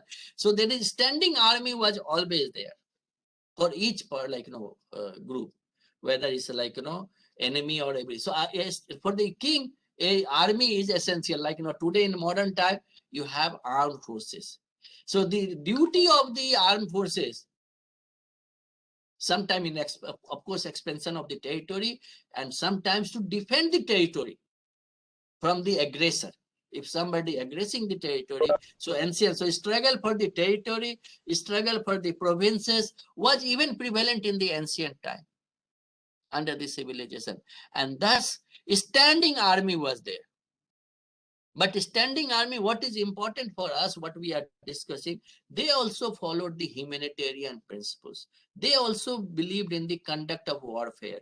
They also what are the targets, not the targets, military targets or civilian objects. All important principles were very much part of in the ancient India is there. So what we see, if I club whatever the discussion has transpired in today's context, if I see that international, so we started with understanding the international humanitarian law principles. Under international humanitarian law principles, three important principles we have discussed: jus ad bellum, jus in bello, and also the hors de combat. When we discussed about the jus ad bellum, is a condition. So jus ad bellum refers to the condition under which states resort to war. It's a condition, but it's not general. It's an exception condition because it has to be read and understood more on the United Nations Charter context, though it's independent. It's an international humanitarian law principle. But when we talk about the conflict or war or use of force, we have to look into what is the law which governs the use of force under international law. So international humanitarian law, in a condition, under this condition means just war can be resorted. So that particular part is there. And the second is jus in bello, regulating the conduct of parties, during the conflict, and how to mitigate the sufferings of those who are injured in the battlefield. So soldiers and other members, to assist, to protect. So Richard and Bellow. And we have also looked into applied the international humanitarian law principle in Hinduism and Sikhism, principle of distinction, principle of proportionality, principle of necessity, and all these things were followed. What has been done in the modern time, it has been elaborated, it has been defined, it has been elaborated. It has been also elaborated in the ancient time by the scholars. But we have not devolved, or we have not discussed in length about, so there is a scope for scholarship on that particular area is there. We have also who are needed some kind of protection and care.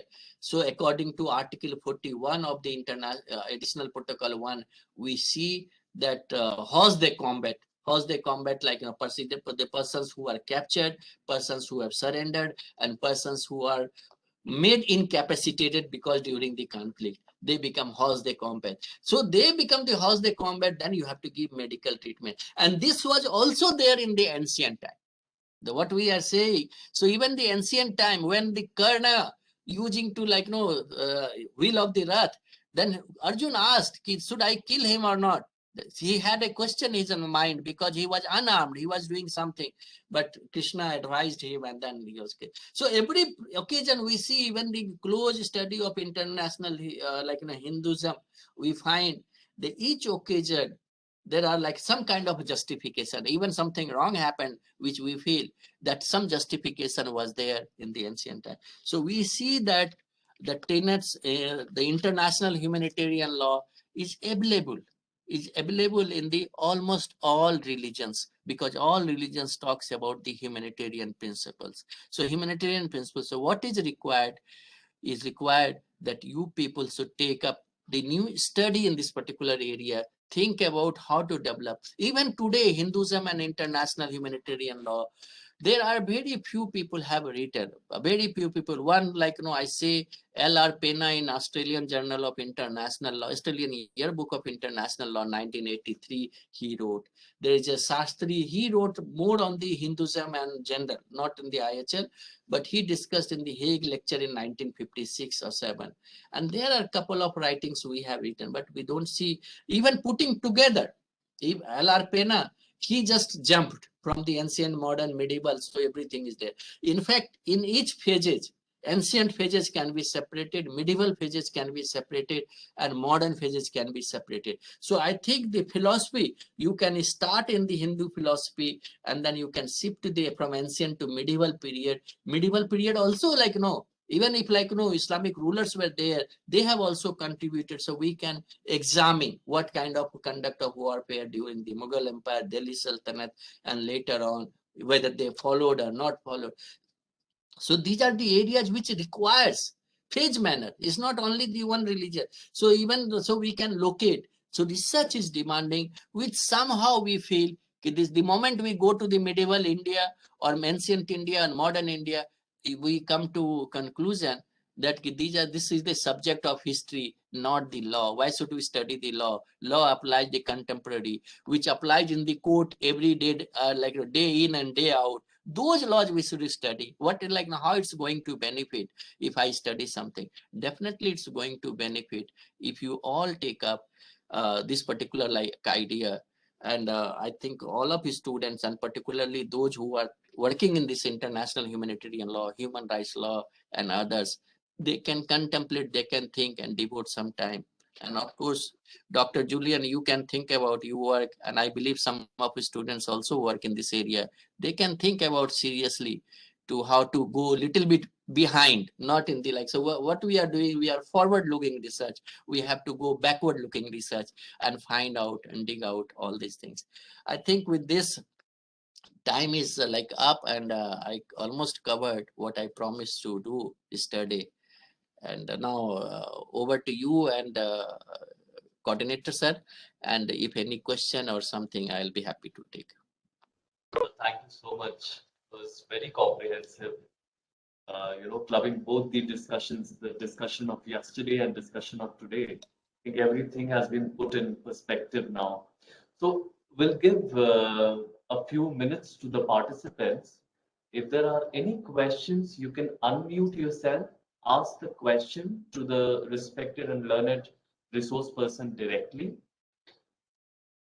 Is there any question? And if you are a little hesitant, you can also put your question in the chat box. I'll put it to the learner resource person.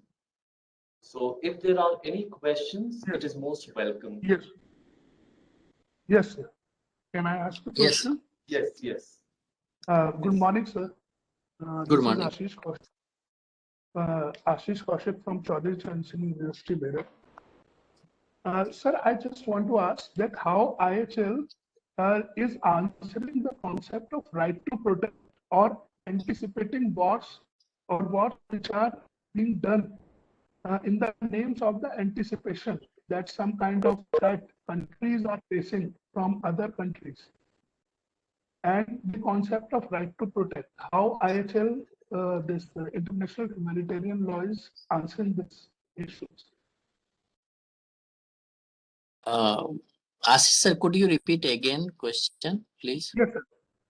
Sir, that how international humanitarian law is answering the concept of right to protect under international law. Right to protect. Yes, sir. To protect whom? When, To soldiers? no, right to protect its own country, its own territory.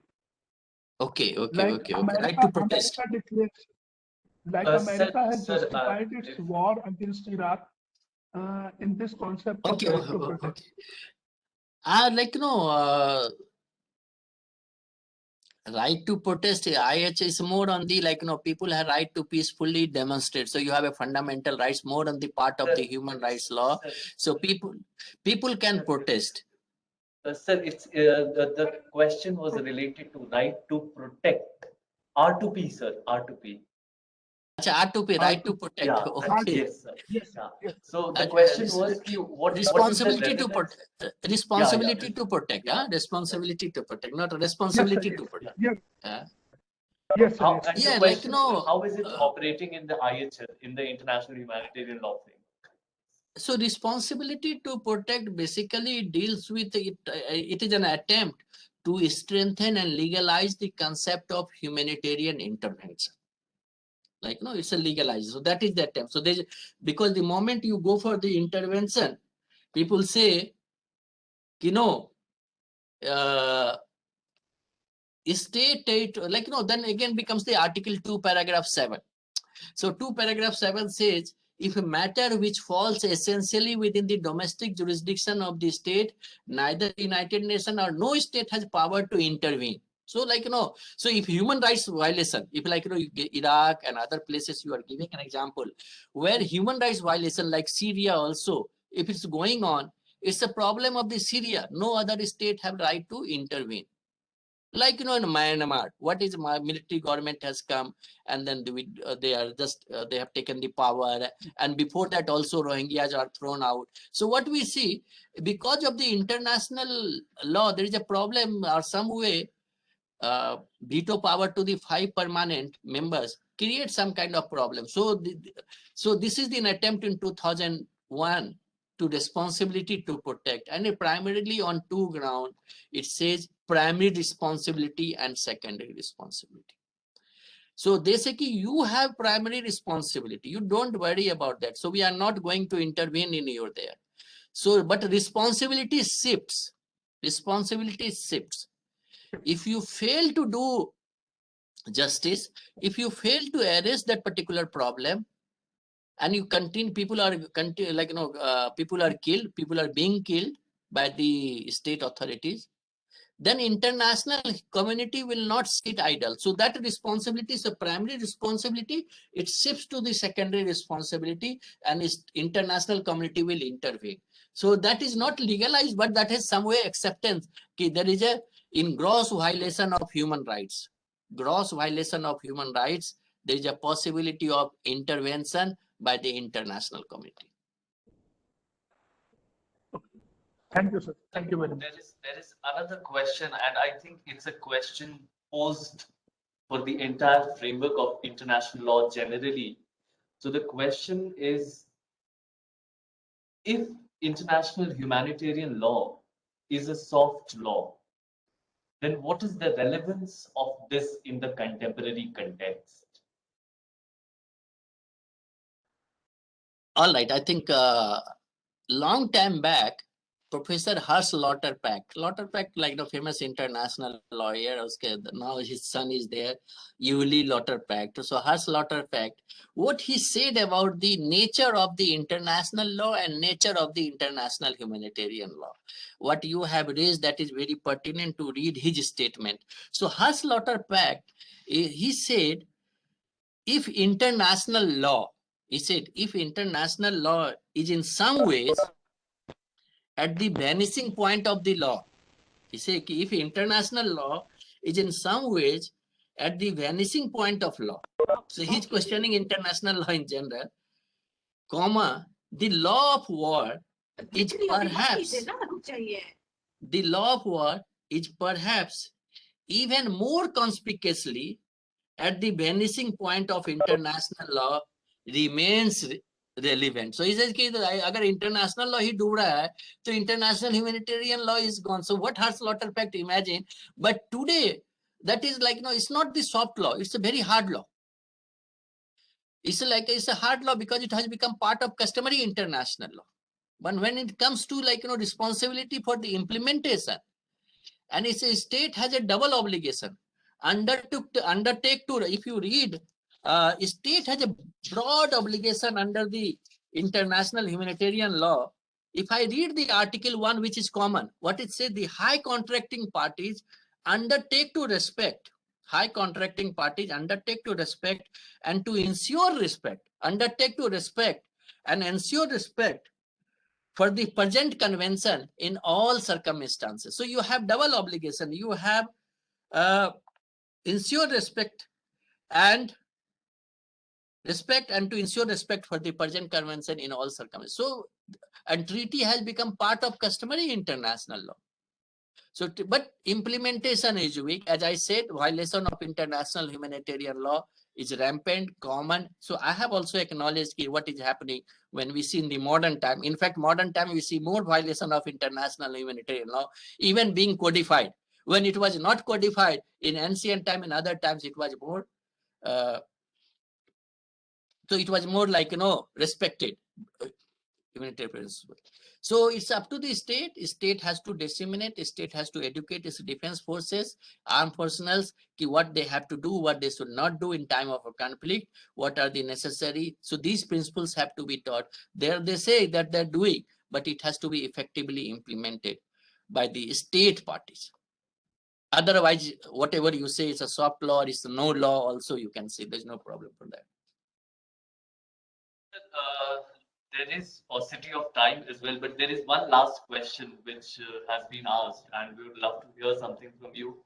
The question is, like, today we have international conventions and instruments which talk about the non-use of certain kinds of weapons, and there have been judgment by the ICJ as well that there shouldn't be use of nuclear weapons. So the question is, was there any such regulation in the medieval era wherein the use of certain weapons was prohibited during war? In the medieval era, that's the question. So was there any such regulation which you can throw some light on? No, if I see the medieval era, particularly like, if you compare history of medieval era, because why number of territories have been lost and lot of changes has taken place between the ancient to medieval transition phase. So medieval period, we see that some states like, even the European countries and others, they have developed technology of firearms, tope and other things, what you see, and they have used. So like, even Indian, like, we continue to with the sword and other things, whereas the number of countries during the medieval period, they developed this particular, like, armed, there was no regulation, I believe. There was no regulation in the medieval period. It's a like those who were power, they annexed the territory. So it was not like, it's a religious aspect is there. But when it's a conduct, so we have given example of the like, Ramayana, Mahabharata.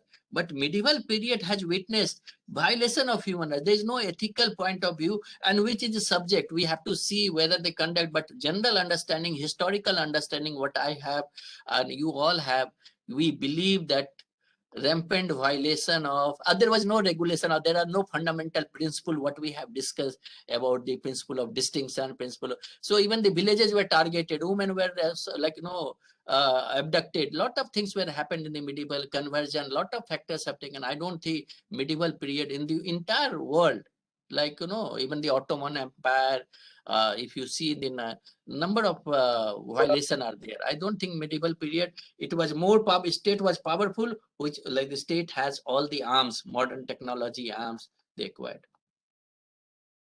Thank you so much, sir, for throwing light. And I think that's also has given a point of research for everyone. Like, one can research on this aspect, whether there was some regulation in the medieval era or not. Thank you so much, sir, once again for all your uh, very insightful discussions since yesterday. And on behalf of the HPNLU family, sir, once again, we would like to thank you for accepting our invitation and discussing these important components of how Hindu philosophical tradition is inscribed in the international humanitarian law, alongside the concept of literature review and how we can go about doing research in this area. Thank you so much. Thank you so much for your words, sir.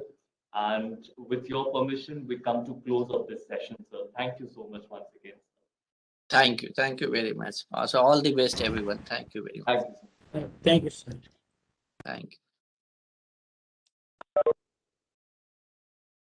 Okay participants हमारे साथ हमारे अगले resource person Madhav Janardan Ratate sir भी join कर चुके हैं so will just give 2 minutes break to all of you. Namaskar sir. Namaskar sir. So we'll just give 2 minutes break to all of you and expect to join in another 2 minutes. ठीक है, उसके बाद हम लोग शुरू करेंगे. Madhav sir, आपकी अगर इजाजत हो तो 2 मिनट का ब्रेक पार्टिसिपेंट्स को दे सकते हैं. जी जी जी जरूर. ठीक है, तो 2 मिनट में, और I request participants not to leave the meeting but come back, after a break of 2 minutes. We'll start at 11:47. Okay, thank you.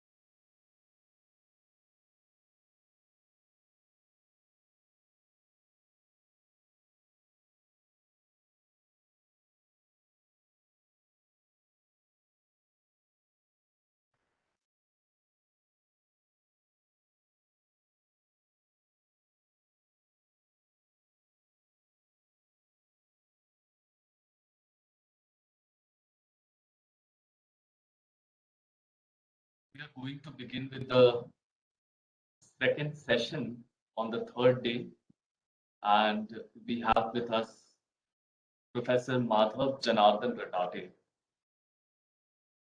Sir,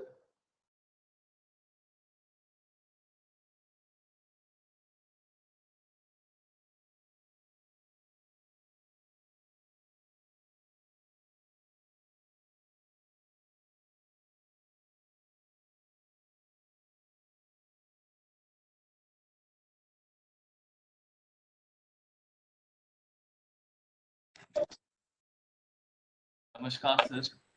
नमस्कार। Sadaf Musa ji, Sadaf Musa, are you there?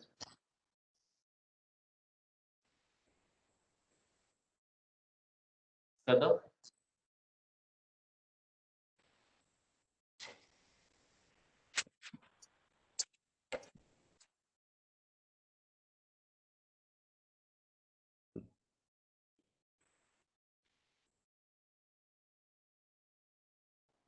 Hey, but she's about to just. Sadaf, can you listen to me?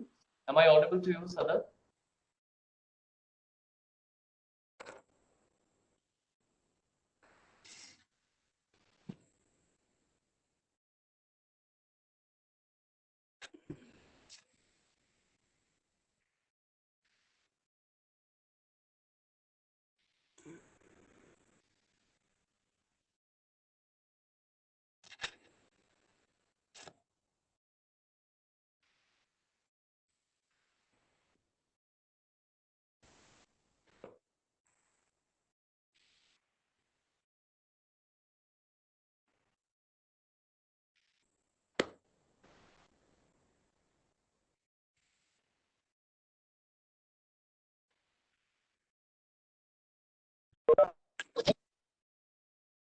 Sadaf, am I audible to you?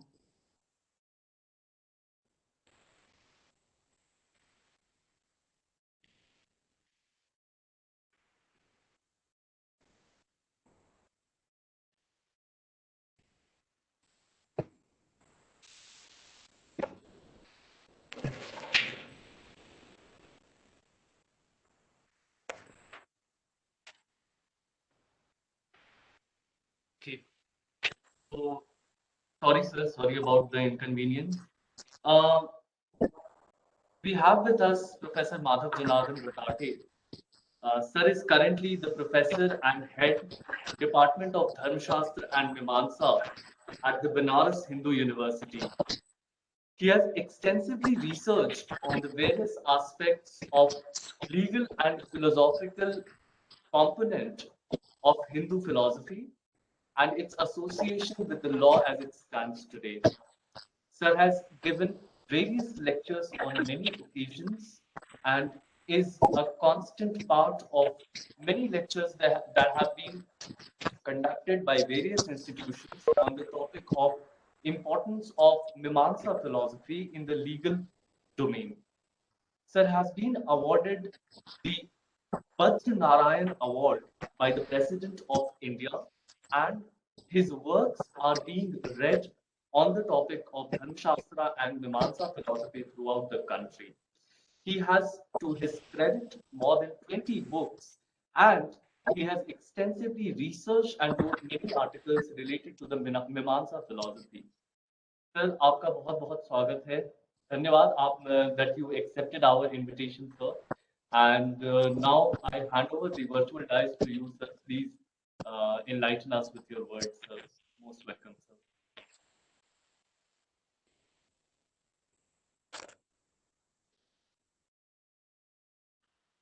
जी धन्यवाद।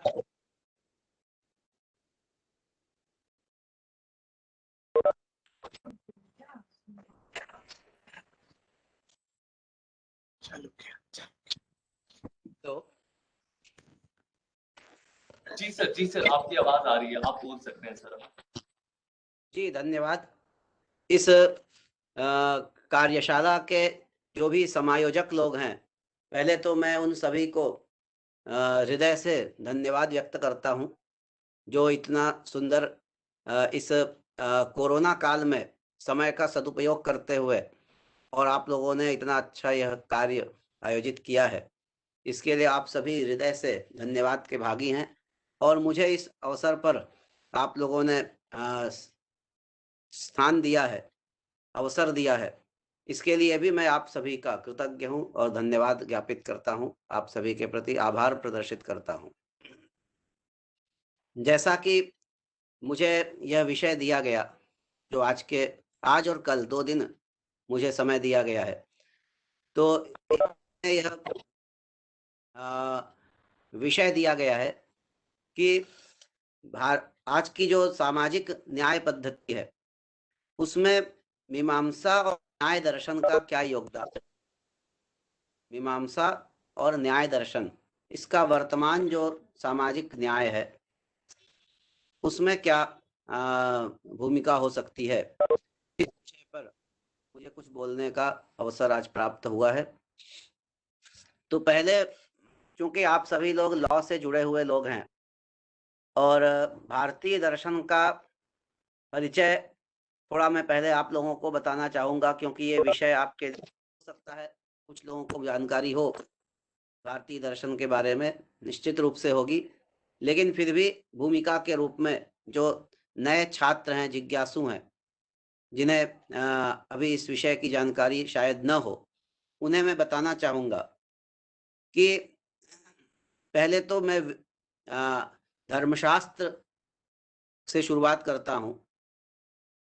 यहाँ हिंदू धर्म में, जिसको हम लोग सनातन धर्म भी बोलते हैं, इस सनातन धर्म का जो मौलिक ग्रंथ है, जिसे कह सकते हैं जो आधारभूत जो ग्रंथ है, जिसके आधार पर यह सनातन धर्म और इसकी जो व्याख्याएं हैं, धर्मशास्त्र है, वो लिखा गया है, वह हमारा वेद है। वेद हिंदुओं का अथवा इस सनातन धर्म का सबसे पहला मौलिक ग्रंथ है। और वेद के भी संबंध में, वेद की जो रचना है, मतलब उस रचना के संबंध में अनेक मत हैं, जिसमें कि आधुनिक विद्वान जो हैं वो तो वेद की रचना काल, वेद का जो रचना काल है वो मैक्स मुलर हो या बाल गंगाधर तिलक हो, ये लोग अपने अपने अनुसार बताते हैं। लेकिन जो हमारे यहाँ जो परंपरागत जो मत है, जो ट्रेडिशनल जो सिद्धांत है, उसके अनुसार वेद की रचना हम लोग नहीं मानते। जो परंपरागत सिद्धांत के अनुसार वेद को अपौरुषेय मानते हैं, अर्थात वेद का जैसे सामान्य जो ग्रंथ हम लोग देखते हैं, कुछ पुस्तकें देखते हैं, उनकी कोई ना कोई एक राइटर होता है, लेखक होता है, वो लिखता है उसे, उस तरह से वेद को लिखने वाला कोई ऐसा व्यक्ति नहीं है।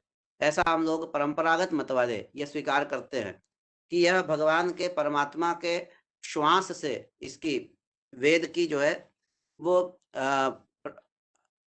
कह सकते हैं प्राकट्य हुआ है, वेद का आविर्भाव हुआ है। उसको हम उत्पत्ति शब्द का प्रयोग भी नहीं करते, क्योंकि उत्पत्ति जब भी हम किसी चीज की कहते हैं तो उसका तात्पर्य है कि वो उस वस्तु का जन्म हुआ है। उत्पत्ति का अर्थ है जन्म, उसका क्रिएशन होना। तो वेद का जो है वो क्रिएशन नहीं होता, वेद की अभिव्यक्ति होती है। ईश्वर के निश्वास से वेद की अभिव्यक्ति होती है, और वह जो अभिव्यक्त हुआ जो वेद है, वही हमारे लिए धर्म का और अन्यान्य जो दर्शन है, जो भी हमारे यहाँ भारतीय ज्ञान परंपरा जो चली, भारतीय चिंतन धारा जो भी चली है, उन सारी भारतीय चिंतन धाराओं का जो भी आधारभूत है, वो आधारभूत जिसको कह सकते हैं कि स्रोत है, उस स्रोत जो है वो वेद ही है। तो वेद के भी अनेक भाग हैं, या कह सकते हैं उसके जो डिवीजन है, उनमें मंत्र, ब्राह्मण, आरण्यक और उपनिषद, ये 4 भाग हैं वेद के सामान्यतया। मंत्र को हम लोग संहिता बोलते हैं, और दूसरा जो ग्रंथ है मंत्र या संहिता पहला हुआ, दूसरा है ब्राह्मण ग्रंथ। ये ब्राह्मण मतलब आप लोग ब्राह्मण, क्षत्रिय, वैश्य, शूद्र, इस ब्राह्मण से इसको मत लीजिए, ये ग्रंथ का नाम है, पुस्तक का नाम है ब्राह्मण, उस ग्रंथ को कहते हैं, जैसे ऐतरेय ब्राह्मण और शतपथ ब्राह्मण इत्यादि। और उसके बाद तीसरा जो भाग है वो आरण्यक भाग है, और चौथा जो भाग है उसका वो उपनिषद भाग है।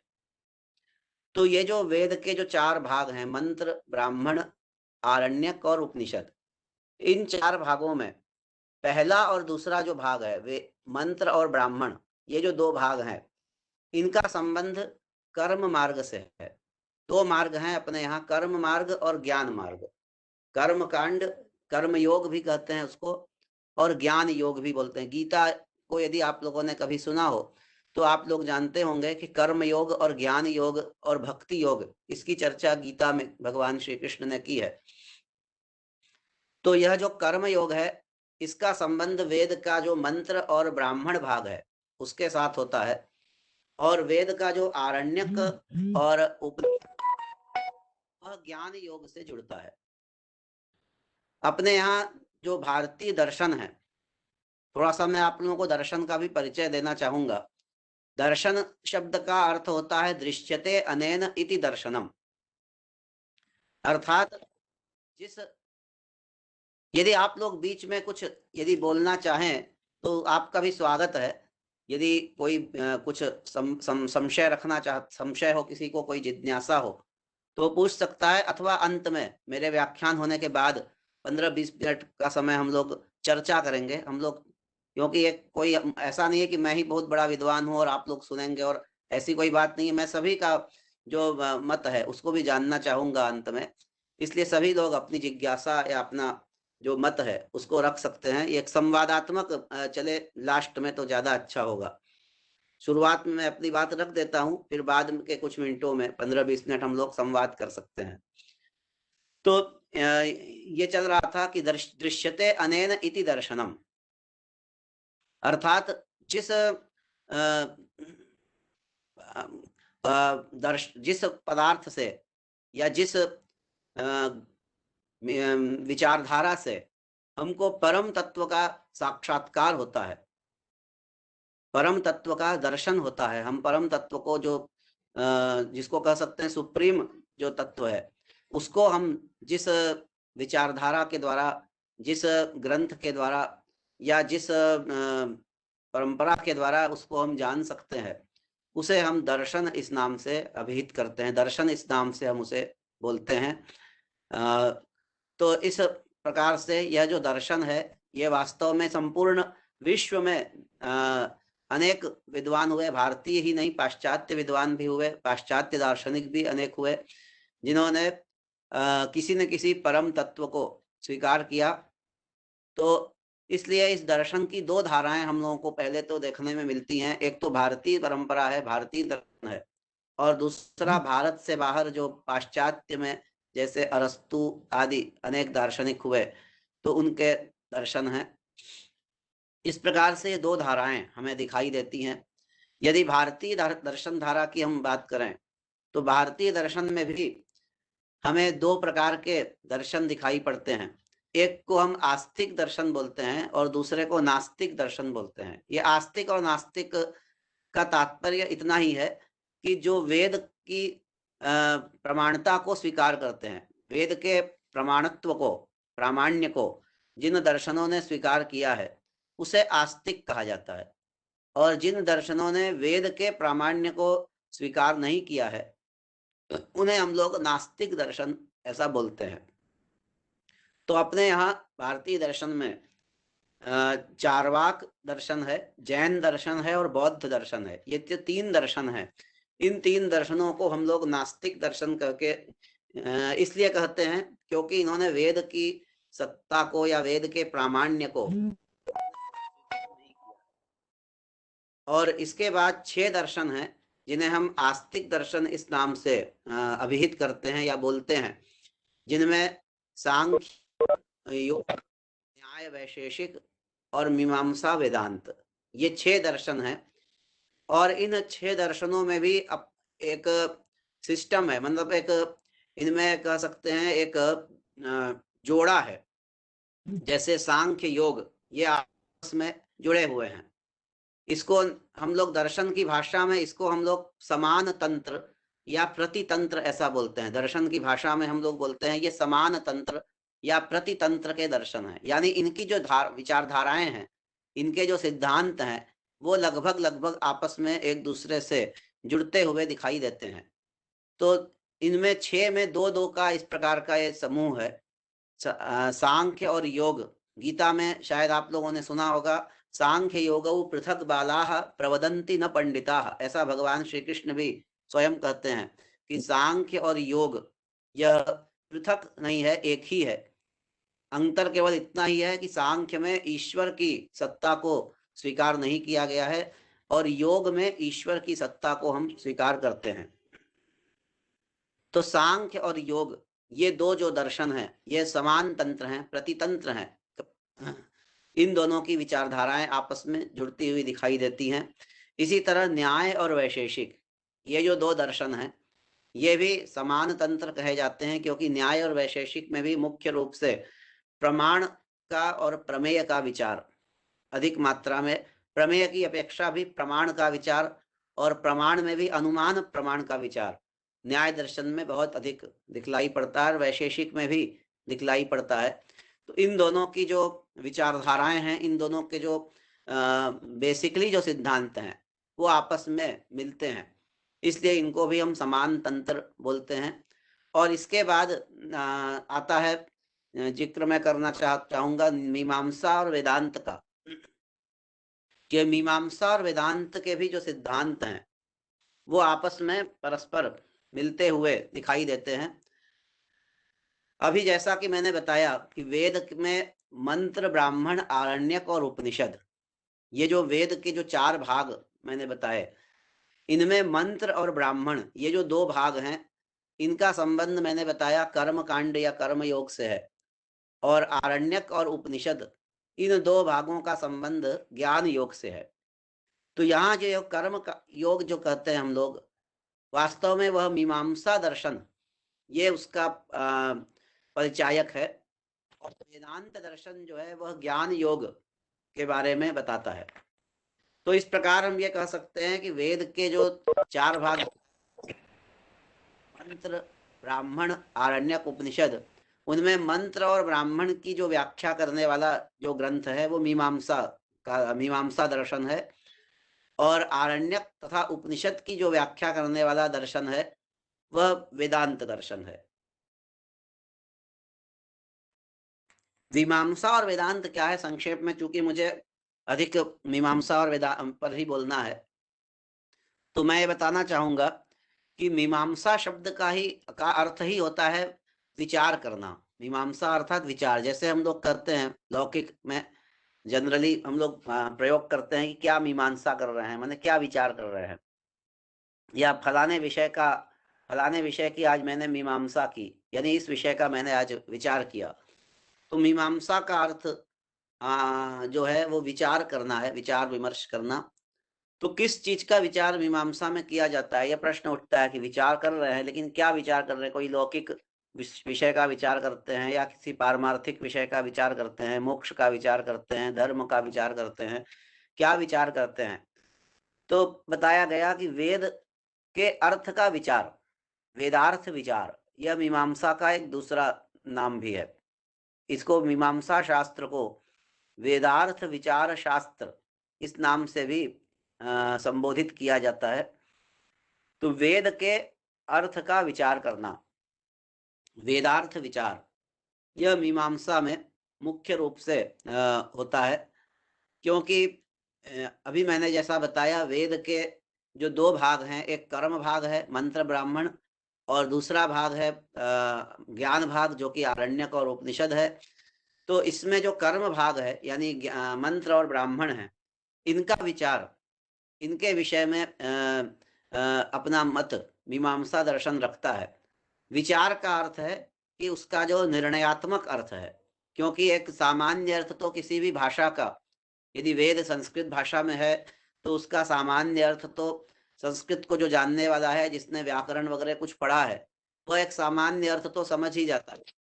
लेकिन मीमांसा दर्शन उस सामान्य अर्थ से भी और ऊपर उसको पहुंचाता है, क्योंकि सामान्य अर्थ करते समय कई बार हमारे सामने संदेह ये अर्थ करें या ये अर्थ करें, 2 अर्थ यदि दिखाई दे रहे हैं कहीं, या कहाँ इसको लगाना है, इसका निर्णयात्मक अर्थ करने में जहाँ समस्याएं उत्पन्न होती हैं, उस स्थिति में निर्णयात्मक अर्थ करने के लिए निर्णयात्मक अर्थ बताने वाला जो दर्शन है वो मीमांसा दर्शन है। और उसके बाद जो वेदांत दर्शन है उसे भी मीमांसा नाम से ही कहा जाता है, उसको उत्तर मीमांसा ऐसा बोलते हैं। वेदांत का एक दूसरा नाम है उत्तर मीमांसा। मीमांसा को हम लोग पूर्व मीमांसा ऐसा बोलते हैं। ये जो दो दर्शन हैं, क्योंकि ये समान तंत्र हैं, मैंने पहले भी बताया, प्रतितंत्र भी इसको कहते हैं समान तंत्र को।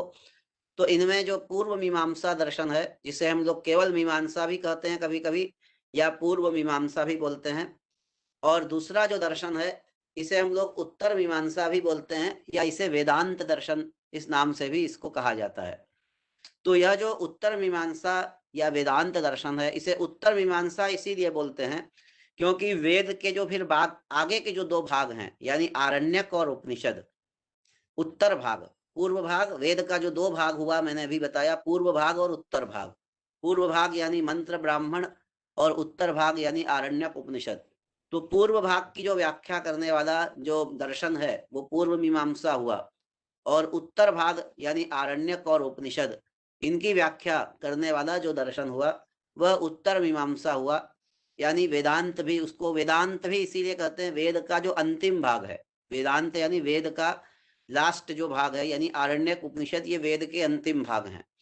तो उनकी व्याख्या वेदांत दर्शन में की जाती है, इसलिए उसे वेदांत या उत्तर मीमांसा ऐसा कहा जाता है। और वह वेद की जो ज्ञान परक व्याख्या है, वेद की दो तरह की व्याख्याएं हुई, कर्म परक व्याख्या और ज्ञान परक व्याख्या। कर्म परक व्याख्या पूर्व मीमांसा दर्शन करता है, और वेद की जो ज्ञान परक व्याख्या है उस ज्ञान परक व्याख्या को उत्तर मीमांसा दर्शन करता है। तो इस प्रकार से हम लोग ये देखते हैं कि वेद का महत्वपूर्ण स्थान है दर्शनों के स्रोत के रूप में, भारतीय दर्शन के स्रोत के रूप में, उसके उपजीव्य के रूप में जिसको हम कह सकते हैं, उस रूप में वेद का अत्यंत महत्वपूर्ण स्थान है। और हमारे यहाँ चतुर्दश या अष्टादश विद्याएं स्वीकार की जाती हैं। 18 विद्याओं की हम लोग चर्चा करते हैं। पुराण न्याय मीमांसा धर्म शास्त्रांग मिश्रिताः वेदास्थानानि विद्यानाम धर्मस्य च चतुर्दश, ऐसा हम लोग हमारे यहाँ याज्ञवल्क्य स्मृति का ये वचन है, याज्ञवल्क्य स्मृति का ये श्लोक है। उसमें बताया गया कि ये 14 विद्या स्थान है, पुराण न्याय मीमांसा धर्म शास्त्रांग मिश्रिताः वेदास्थानानि विद्यानाम धर्मस्य च चतुर्दश। ये चतुर्दश विद्याएं सर्व प्रमुख हैं, जिनमें 4 वेद आते हैं। 14 जो संख्या है विद्याओं की वो कौन सी है, तो उनमें पहले 4 वेद बताए, ऋग्वेद, यजुर्वेद, सामवेद और अथर्ववेद। उसके बाद 4 वेद के बाद 6 उनके वेदांग हैं, शिक्षा, कल्प, व्याकरण, निरुक्त, ज्योतिष और छंद, ये 6 वेदांग हैं। और उन वेदांगों के बाद फिर 4 और ये हैं संप्रदाय हैं, जिसमें पुराण, न्याय, मीमांसा और धर्मशास्त्र, ये 4 मिला करके इस तरह से 14 विद्या स्थान होते हैं। कुछ लोग उपवेद, 4 उपवेद हैं, आयुर्वेद, धनुर्वेद, गांधर्व वेद और स्थापत्य वेद, इनको मिला करके कुछ लोग 18 विद्या स्थान है ऐसा भी बताते हैं। तो इस प्रकार से यह जो वेद है, कुल मिला करके मेरा ये जहाँ से मैंने शुरू किया था कि ये वेद हमारे धर्म का, हमारी जो सनातन परंपरा है, या जो भारतीय ज्ञान परंपरा है, जो चिंतन की परंपरा है, दर्शन की जो परंपरा है, उन सारी परंपराओं का जो मूलभूत है स्रोत, वह हमारा वेद है। वेद के आधार पर ही, चूंकि मुझे अब न्याय दर्शन और मीमांसा दर्शन पर विशेष रूप से बात करनी है, तो न्याय दर्शन का भी थोड़ा परिचय, मीमांसा का जैसे मैंने आप लोगों को संक्षेप में परिचय दिया कि वेद के कर्म परक व्याख्या करने वाला जो दर्शन है वो मीमांसा दर्शन है। उसी तरह न्याय दर्शन के बारे में यदि थोड़ा सा विवेचन किया जाए तो मैं आपको बताना चाहूंगा कि न्याय दर्शन की जो परंपरा है, इस परंपरा में वेद को प्रमाण जैसे सभी भारतीय दर्शन मानते हैं, वैसे ही सांख्य, योग, न्याय, वैशेषिक, मीमांसा, वेदांत इनके अंतर्गत होने से, आस्तिक दर्शन के अंतर्गत होने से न्याय दर्शन में भी वेद को प्रमाण के रूप में स्वीकार किया गया है। वेद की प्रामाणिकता न्याय दर्शन भी मानता है। और अंतर सिर्फ इतना है, जैसा अभी मैंने बताया कुछ देर पहले, कि वेद को परंपरागत मत में अपौरुषेय का अर्थ है कि वेद की करने वाला, वेद को लिखने वाला कोई स्वीकार नहीं करते, किसी लेखक को नहीं माना जाता कि वेद को किसी ने लिखा है।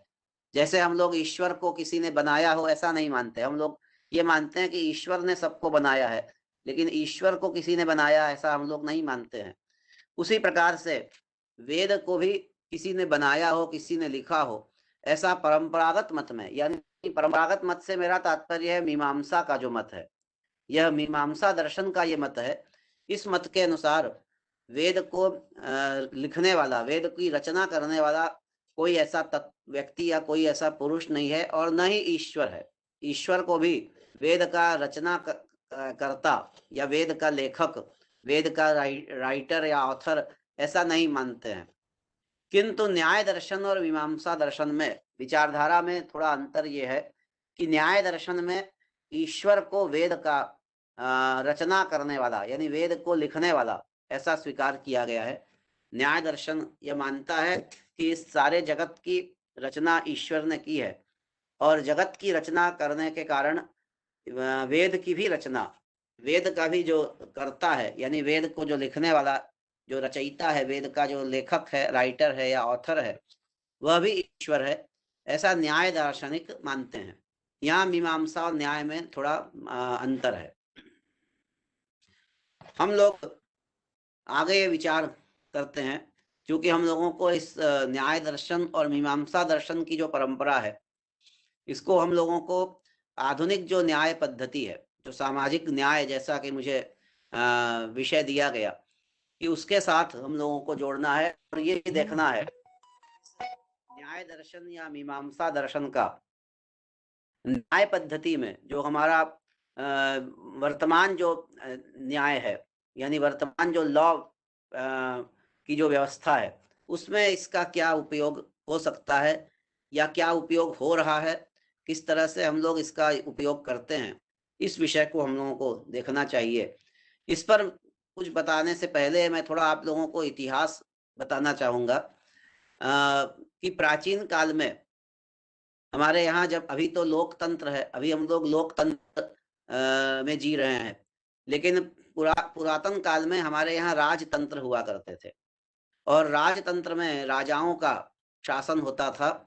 एक राजा होता था, और उसके उसका जो सबसे बड़ा बेटा होता था वो भी आगे राजा बनता था। इस प्रकार से राजतंत्र की व्यवस्था हमारे यहाँ प्राचीन काल में चलती थी, लोकतंत्र से पहले।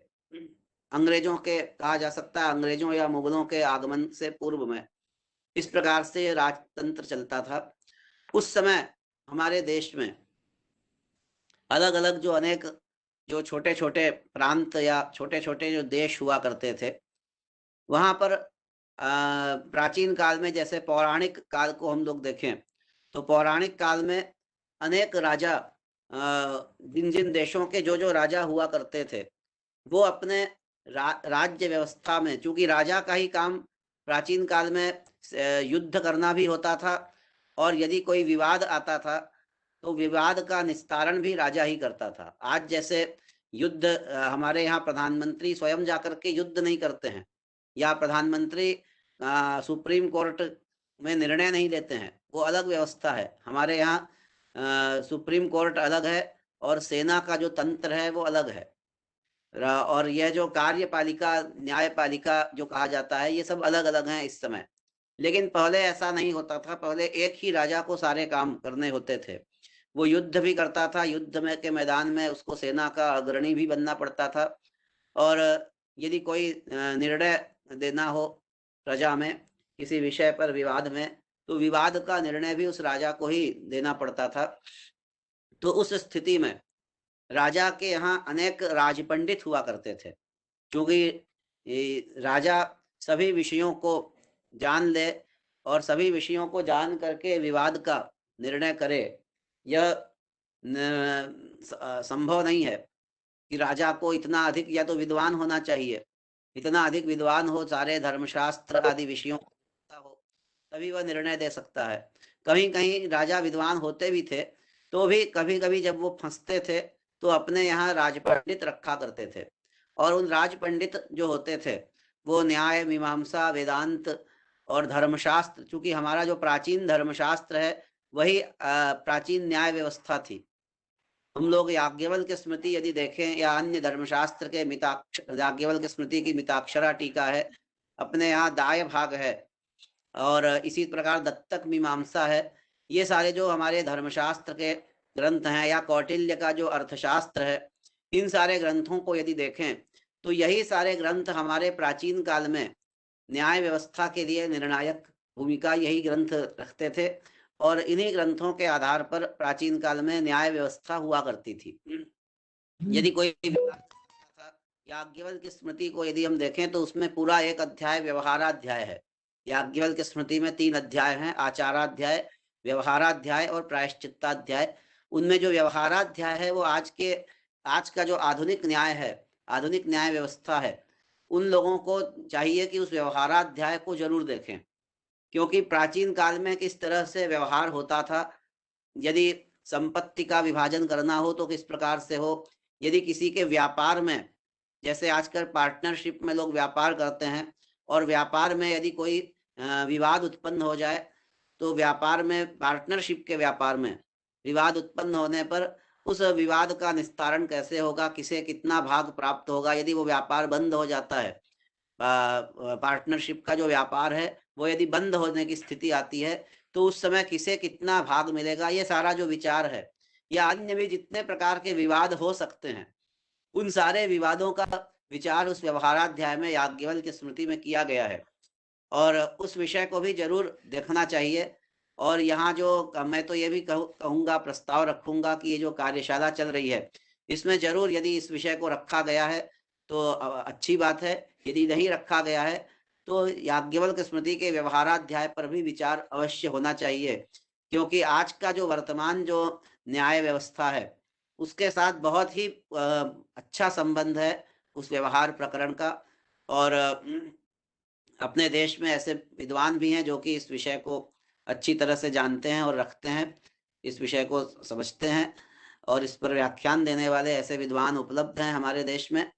इसलिए तो मैं विषय ये चल रहा था कि प्राचीन काल में ये जो राजा हुआ करते थे, उनके यहाँ ऐसे राजपंडित रहते थे जो कि धर्मशास्त्र, वेदांत, इन सारे विषयों को जान करके, और राजा के यहाँ जब कोई निर्णय करना होता था किसी विषय पर, किसी विवाद पर, जब राजा को निर्णय करने होते थे तो ये राजपंडित लोग उसका पूरा का पूरा सहयोग करते थे।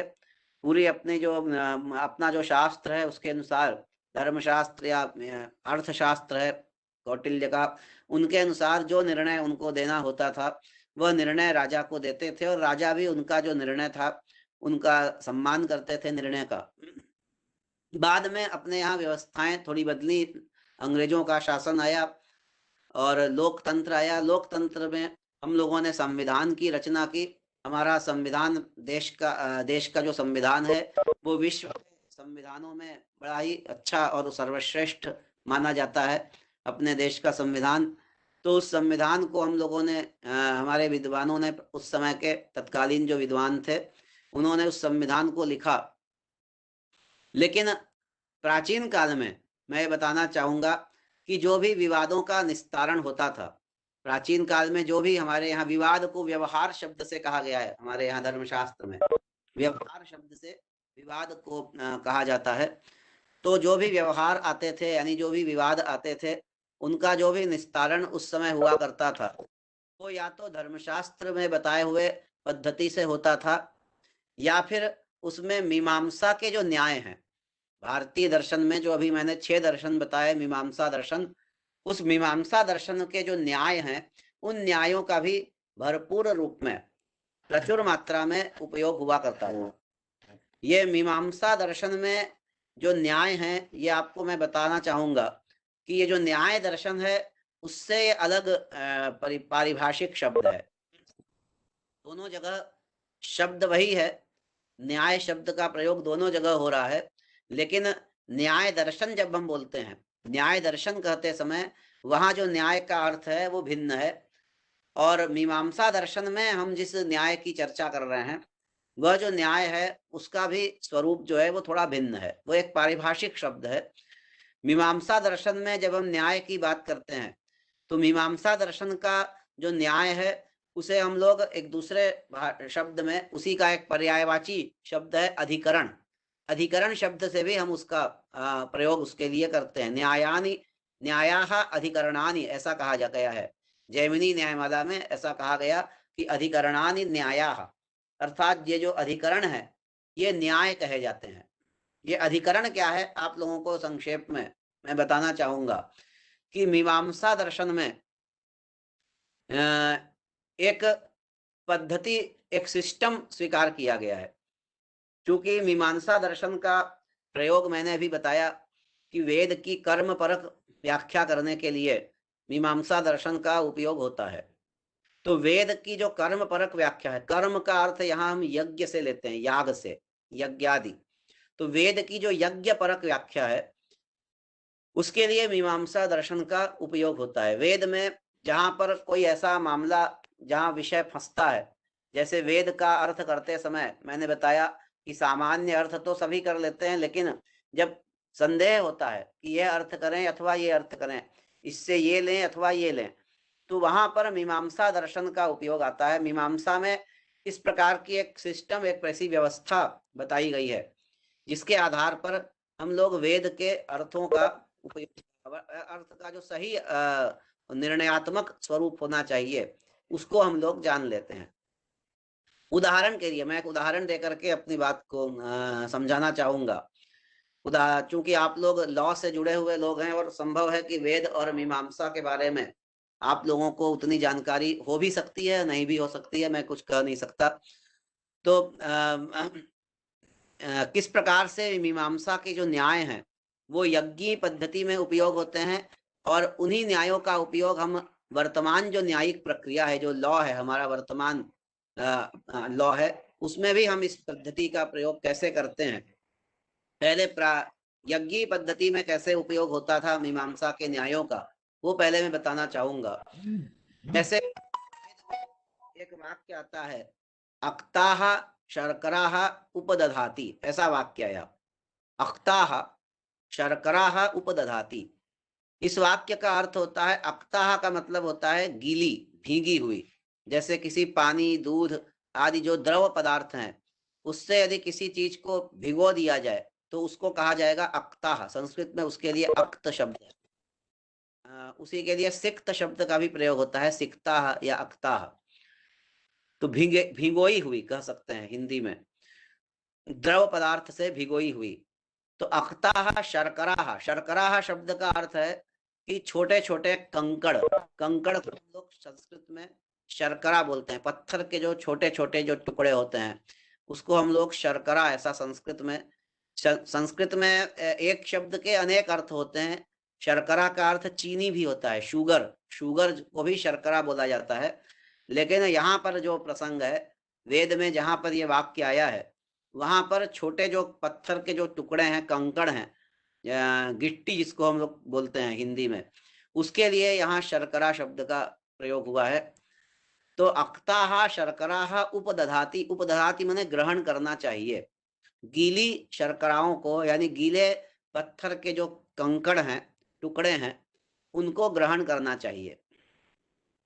अब इस वाक्य का जो सामान्य अर्थ है, ये सामान्य अर्थ जो सामान्य रूप से व्याकरण आदि समझता है, जिसने सामान्य संस्कृत भाषा का जिसने ज्ञान अर्जित किया है, वह व्यक्ति इसका सामान्य अर्थ समझ जाएगा कि गीली जो पत्थर के टुकड़े हैं भिगोए हुए पानी आदि से, उसको ग्रहण करना है। लेकिन जब याग की पद्धति में हम लोग जब आगे बढ़ेंगे, जब ये यज्ञ का वाक्य है, यज्ञ में उपयोगी होता है, तो यज्ञ में जब हम लोग इस वाक्य को लेकर के जब आगे बढ़ते हैं तो हम लोग यज्ञ में ये समझना कठिन होता है कि इसको किस पदार्थ से भिगोना है। मतलब कंकड़ को द्रव पदार्थ तो बहुत से हैं अपने यहाँ, जैसे घी है, घृत है, तेल है, पानी है, दूध है, या फलों के रस हो सकते हैं, सोम रस है। तो ऐसे अनेक रस द्रव पदार्थ बहुत से हैं।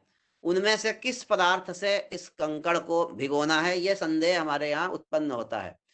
और इस संदेह का निराकरण सामान्य अर्थ जो जानता है वह व्यक्ति नहीं कर पाता। इसलिए उस स्थिति में उसको मीमांसा की शरण लेनी पड़ती है, मीमांसा दर्शन का आश्रय लेना पड़ता है, क्योंकि सामान्य व्याकरण आदि से उसे इतना ही अर्थ पता चलता है कि गीला किया हुआ, भिगोया हुआ। लेकिन किससे भिगोया जाए उस कंकड़ को, क्योंकि हमारे यहाँ याग की जो पद्धति है उसका एक सिस्टम है, और उसमें थोड़ा भी यदि गड़बड़ी यदि हो जाती है तो ऐसा हम मानते हैं कि फल प्राप्त नहीं होता। याग से होने वाला जो फल है वो तभी प्राप्त होता है जब जैसी विधि है उस पूरी विधि के अनुसार यज्ञ का जब हम संपादन करते हैं, तभी हमको उस यज्ञ से होने वाला जो फल है वो प्राप्त होता है। ऐसा मीमांसा दर्शन में सिद्धांत स्वीकार किया गया है। इसलिए किस पदार्थ से इसको भिगोना है, जब हम लोग ये विचार करते हैं तो शर्करा उपदधाति के ठीक आगे एक वाक्य हमको मिलता है वेद में, जहां पर यह वाक्य लिखा हुआ है अक्ताः शर्करा उपदधाति। उसके ठीक बाद वाक्य आता है तेजो वही घृतम, ऐसा वाक्य आता है। वहां ये कहा गया कि तेजो वही घृतम, अर्थात घृत जो होता है, घृत यानी घी, जिसको हम लोग हिंदी में बोलते हैं घी, वह तेज रूप है, यानी वह तेजोमय होता है। क्योंकि घी को जब हम अग्नि में देते हैं तो अग्नि का तेज और प्रज्वलित हो जाता है, अग्नि और धधक जाती है। घी, आग में घी देना एक कहावत भी है। तो अग्नि में जब घी डालते हैं, घृत डालते हैं, तो अग्नि और प्रज्वलित होती है। इसलिए तेजो वही घृतम ऐसा एक वाक्य अक्ताः शर्करा उपदधाति के ठीक बाद उपलब्ध होता है। तो उस वाक्य को जब देखते हैं तो एक सामान्य प्रकार से मीमांसा में एक न्याय है, अंग अंगी न्याय, अंग अंगी भाव। यानी चूंकि मीमांसा की जो पद्धति है वो शायद आप लोगों के लिए नहीं हो सकती है। मीमांसा में वेद के जो भाग हैं, वेद के 5 भाग स्वीकार किए गए हैं, विधि, मंत्र, नामधेय, निषेध और अर्थवाद। विधि भाग, मंत्र भाग, नामधेय भाग, निषेध भाग नाम का भाग और अर्थवाद नाम का भाग, ऐसा एक 5 भाग मीमांसा में वेद का स्वीकार किया गया है। और उसके अनुसार ये माना जाता है कि विधि का जो अंग होता है, विधि यह अंगी है। अंगी यानी जैसे हमारा शरीर है, हमारे शरीर के हाथ, पैर, आंख, नाक, मुंह, कान, ये सब हमारे शरीर के अंग हैं, और इन सारे अंगों से मिल करके हमारा शरीर बनता है। तो शरीर को हम अंगी बोल सकते हैं, जिसके अंग हैं वो अंगी होता है। तो शरीर को हम कह सकते हैं अंगी, और शरीर के जो हाथ, नाक, मुंह है उसे हम लोग अवयव हैं, उसे हम लोग अंग ऐसा बोलते हैं। तो मीमांसा दर्शन में ये माना गया है कि विधि का जो अंग होता है वो अर्थवाद होता है। अर्थवाद को ही हम वाक्य शेष इस नाम से भी संबोधित करते हैं। तो विधि का जो अंग है या विधि का जो उस अंग को मीमांसा में शेष भी कहा जाता है। शेष शब्द से भी हम लोग अंग को बोलते हैं। शेष और शेषी, अंग को शेष कहा जाता है और अंगी को शेषी ऐसा कहा जाता है। तो विधि वाक्य का जो अंग होता है वह अर्थवाद होता है, ऐसा मीमांसक मानते हैं।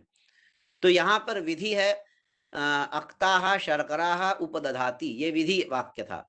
यानी गीले पत्थर के टुकड़ों को उठाना चाहिए, ग्रहण करना चाहिए, यह विधि थी। और उसका अंग है तेजो वही घृतम, यानी घी जो है वो तेजस स्वरूप है, तेजो रूप है। तो यहाँ पर अंगांगी भाव जब हम देखते हैं कि ये अंग है, ये अंगी है, यह जो तेजो वही घृतम ये अंग है, और अक्ताः शर्करा उपदधाति यह वाक्य अंगी है। जब इस प्रकार से अंगांगी भाव का जब विचार करते हैं, अंगांगी भाव जब देखते हैं, तो हमें यह समझ में आता है कि इस अक्ताः शर्करा उपदधाति के निकट यदि तेजो वही घृतम ऐसा वाक्य कहा गया तो निश्चित रूप से उसका कोई ना कोई मायने, कोई ना कोई अर्थ होना चाहिए। तो उसका अर्थ क्या है यह जब विचार करते हैं तो ये समझ में आता है कि ये जो अक्ताह शब्द है यानी भिगोया हुआ, किस वस्तु से इसको भिगोना है, तो उसके लिए तेजो वही घृतम ऐसा कह के घृत की प्रशंसा चूंकि यहाँ की गई है। अर्थवाद वाक्य जो होते हैं वह प्रशंसात्मक वाक्य जो होते हैं उनको, या निंदात्मक वाक्य, अच्छे वस्तु की प्रशंसा और जो निषिद्ध कार्य हैं उनकी निंदा करने वाले जो वाक्य हैं उन्हें हम अर्थवाद वाक्य कहते हैं।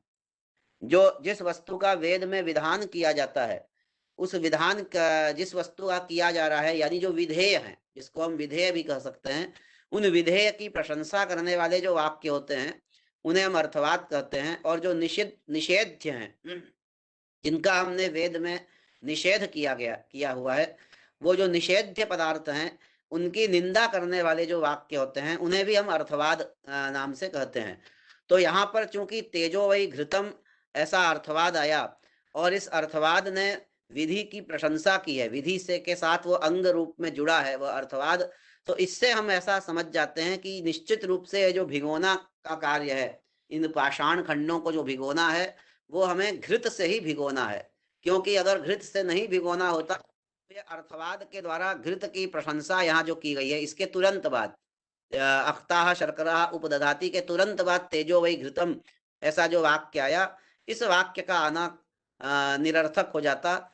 इसलिए हम ये समझ जाते हैं कि इस घृत से ही शर्करा को यानी पाषाण खंडों को भिगोना है। तो ये तो हुआ वेद का किस प्रकार से यज्ञ की जो पद्धति है उसमें वेद का जो अर्थ करते समय हमें मीमांसा का किस प्रकार से उपयोग करना पड़ता है, उसका एक उदाहरण मैंने स्पष्ट किया।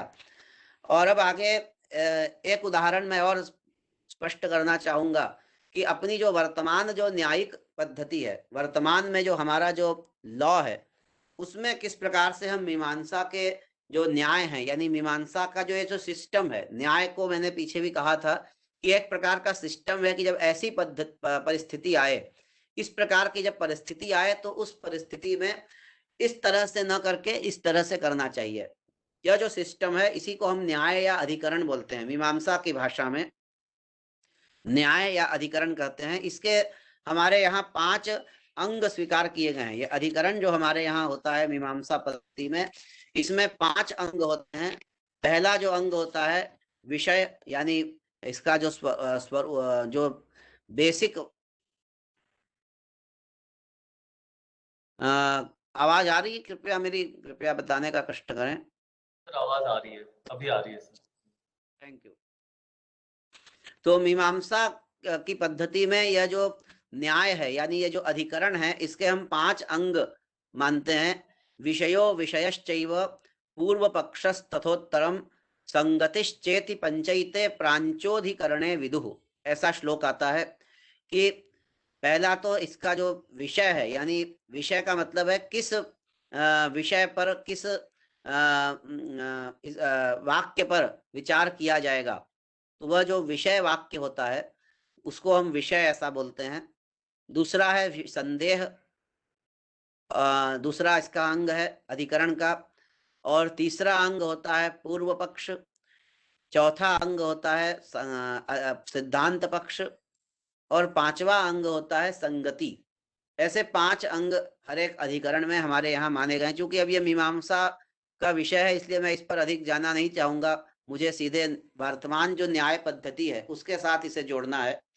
इसलिए इन 5 अंगों का अधिक विवेचन करने की यहाँ पर अभी आवश्यकता नहीं है, नहीं तो बिल्कुल वो परंपरागत मीमांसा का ही विषय होने लगेगा और आप लोगों को हो सकता है कि इसमें परेशानी उत्पन्न हो।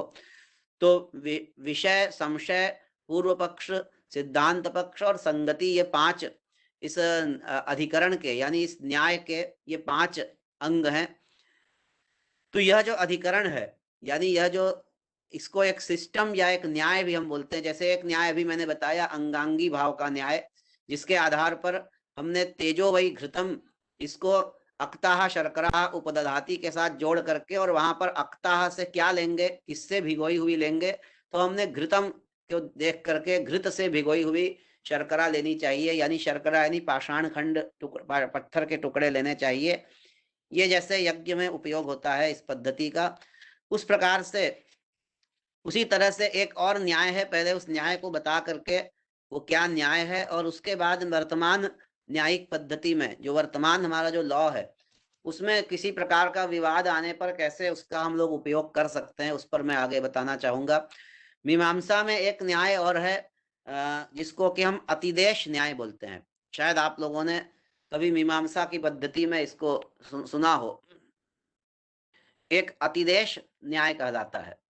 अतिदेश न्याय का तात्पर्य यह है कि चूंकि मीमांसा दर्शन मैंने पहले भी बताया था कि ये वेद की कर्म परक व्याख्या करता है। वेद की जो कर्म से तात्पर्य हमारा यज्ञ से है, याग से है।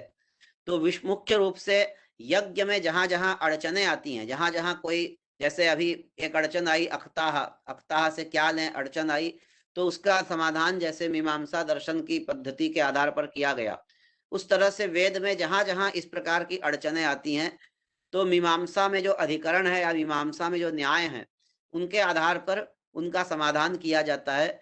लेकिन ये मीमांसा के जो न्याय हैं ये मैं आपको बताना चाहूंगा, ये कोई एकांगी नहीं है, यानी ये केवल यज्ञ पद्धति में ही इसका उपयोग है, ऐसा नहीं। मीमांसा के न्याय एक सिस्टम बताते हैं और उस सिस्टम का उपयोग कहीं भी हो सकता है, चाहे वो मीमांसा दर्शन हो या अन्य दर्शन हो। हम लोग धर्मशास्त्र के बहुत से ग्रंथ देखते हैं, व्याकरण में भी मीमांसा के न्यायों का उपयोग हमें दिखाई देता है।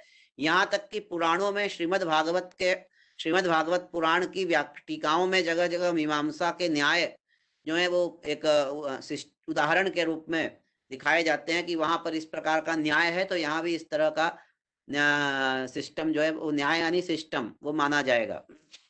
न्याय से यहाँ जस्टिस अर्थ नहीं है, न्याय से यहाँ सिस्टम अर्थ है, क्योंकि ये मीमांसा का ये टेक्निकल वर्ड है, पारिभाषिक शब्द है।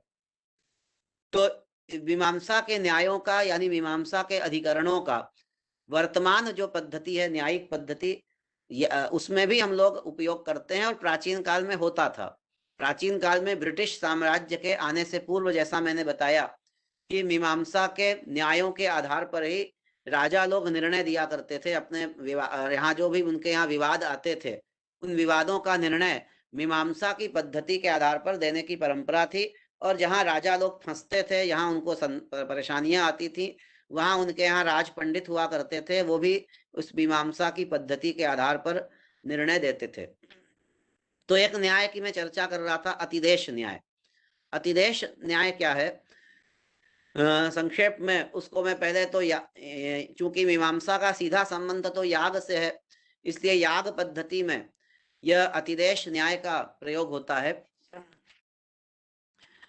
ऐसे अनेक यज्ञ हमारे यहाँ वेदों में बतलाए गए हैं, जिनमें कि कुछ यज्ञ तो ऐसे हैं जिनमें कि उनके संपूर्ण अंग यानी उनके जितने भी क्रियाकलाप हैं, यज्ञ के अंतर्गत जितने भी जो क्रियाएं होती हैं, जो भी यज्ञ की जो पद्धति है, जो भी उसकी विधि विधान है, जो उसका परंपरा है, उस पूरे पद्धति को जहाँ बताया गया है।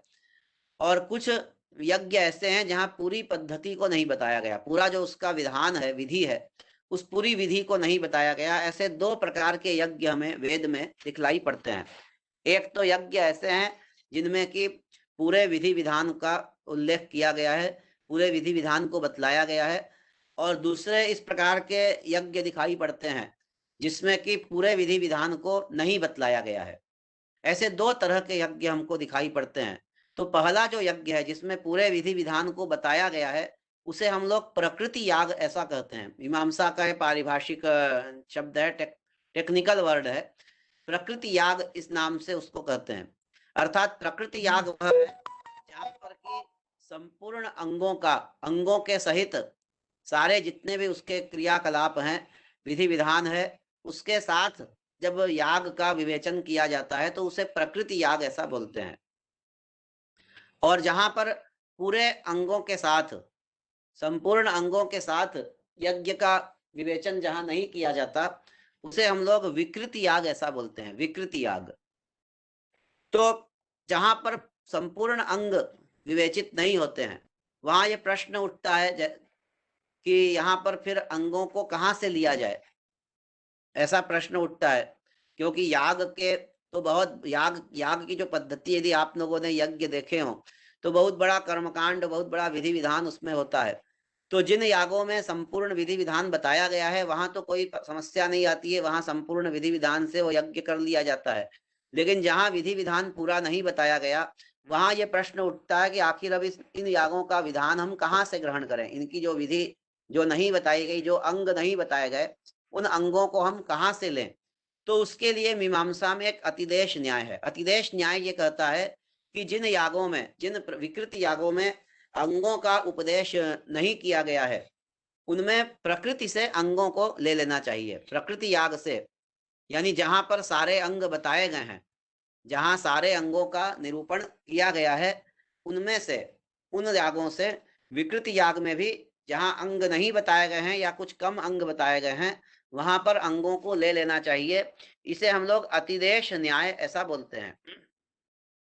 इसे ही इस अतिदेश न्याय के लिए एक वाक्य आता है, प्रकृतिवद विकृति ही कर्तव्या। ऐसा एक वाक्य संस्कृत में हमारे मीमांसा शास्त्र में आता है कि प्रकृतिवत विकृति ही कर्तव्या। जिस प्रकार से हमने प्रकृति याग का अनुष्ठान किया है, यानी प्रकृति याग को जिस प्रकार से किया है, जिसमें प्रकृति याग का तात्पर्य मैंने अभी बताया, जहां संपूर्ण विधि विधान का उल्लेख किया गया है, तो जिस तरह से उसे किया गया वहां जो जो अंग थे उन्हीं अंगों को हम विकृति याग में भी उन्हीं अंगों को हम लोग ले लेते हैं। अर्थात विकृति याग में जहां सारे अंग नहीं बताए गए हैं, कुछ अंग कम हैं, तो वहां उन अंगों की पूर्ति करने के लिए, उन अंगों को वहां पर लाने के लिए हम प्रकृति से उन अंगों को वहां ले लेते हैं।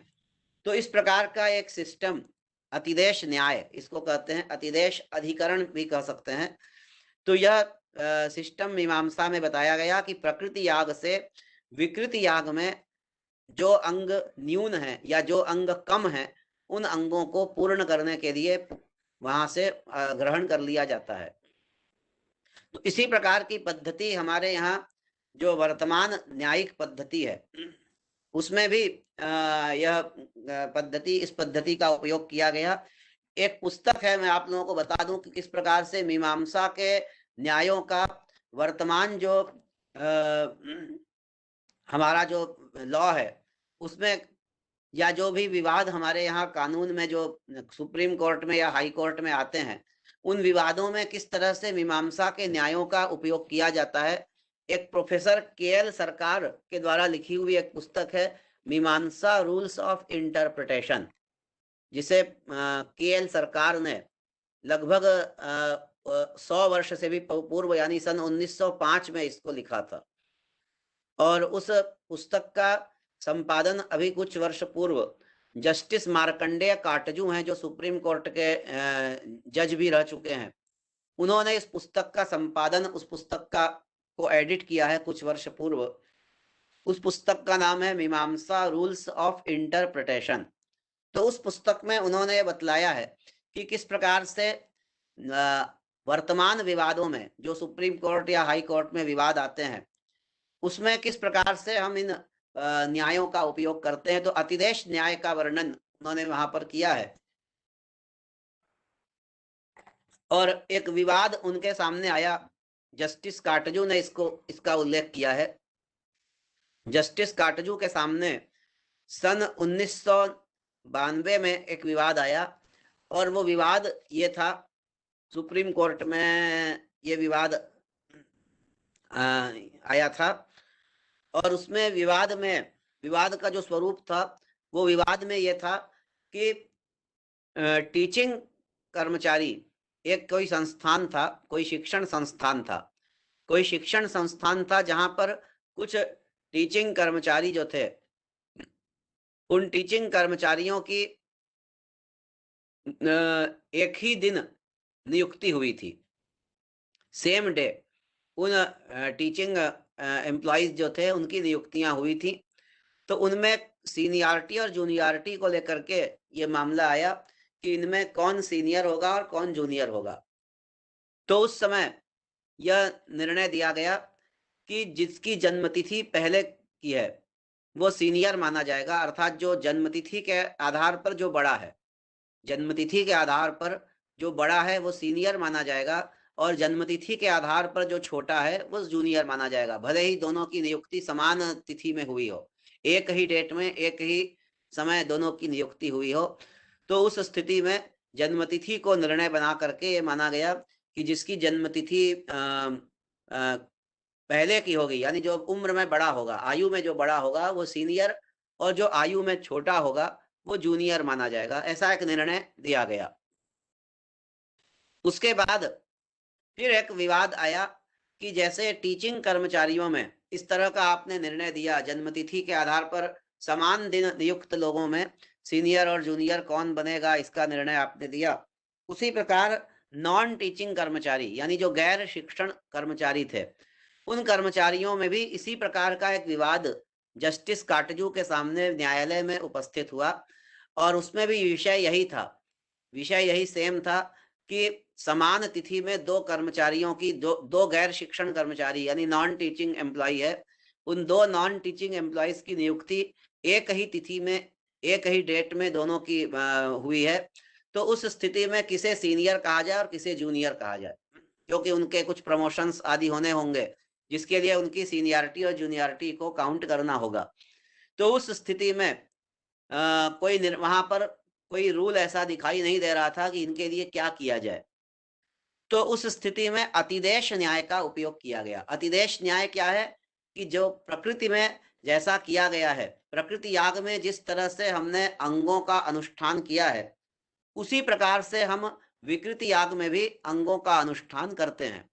तो चूंकि इस तरह का एक निर्णय पहले दिया गया था टीचिंग कर्मचारी के लिए कि जिनकी जन्मतिथि के आधार पर उनका सीनियरिटी और जूनियरिटी जाती थी, तो उसी प्रकार को, उसी को आधार बनाकर इसको हमारे यहाँ एक उर्दू में एक नजीर शब्द है, नजीर, तो नजीर पेश करना यानी उदाहरण पेश करना, तो उसी को आधार बनाकर और हमारे इस अतिदेश न्याय को प्रकृतिवद विकृति ही कर्तव्य, इसे आधार बना करके उन्होंने यह निर्णय दिया कि चूंकि इस प्रकार का मामला पहले हो चुका है और इस प्रकार का निर्णय हो चुका है, तो उसी के आधार पर गैर शिक्षण जो कर्मचारी हैं यानी जो नॉन टीचिंग कर्मचारी हैं, उनमें भी समान जन्म डेट में नियुक्ति होने की स्थिति में उनकी जन्मतिथि के आधार पर सीनियर और जूनियर का निर्णय किया, सीनियरिटी या जूनियरिटी का जो निर्णय है वो किया जाएगा।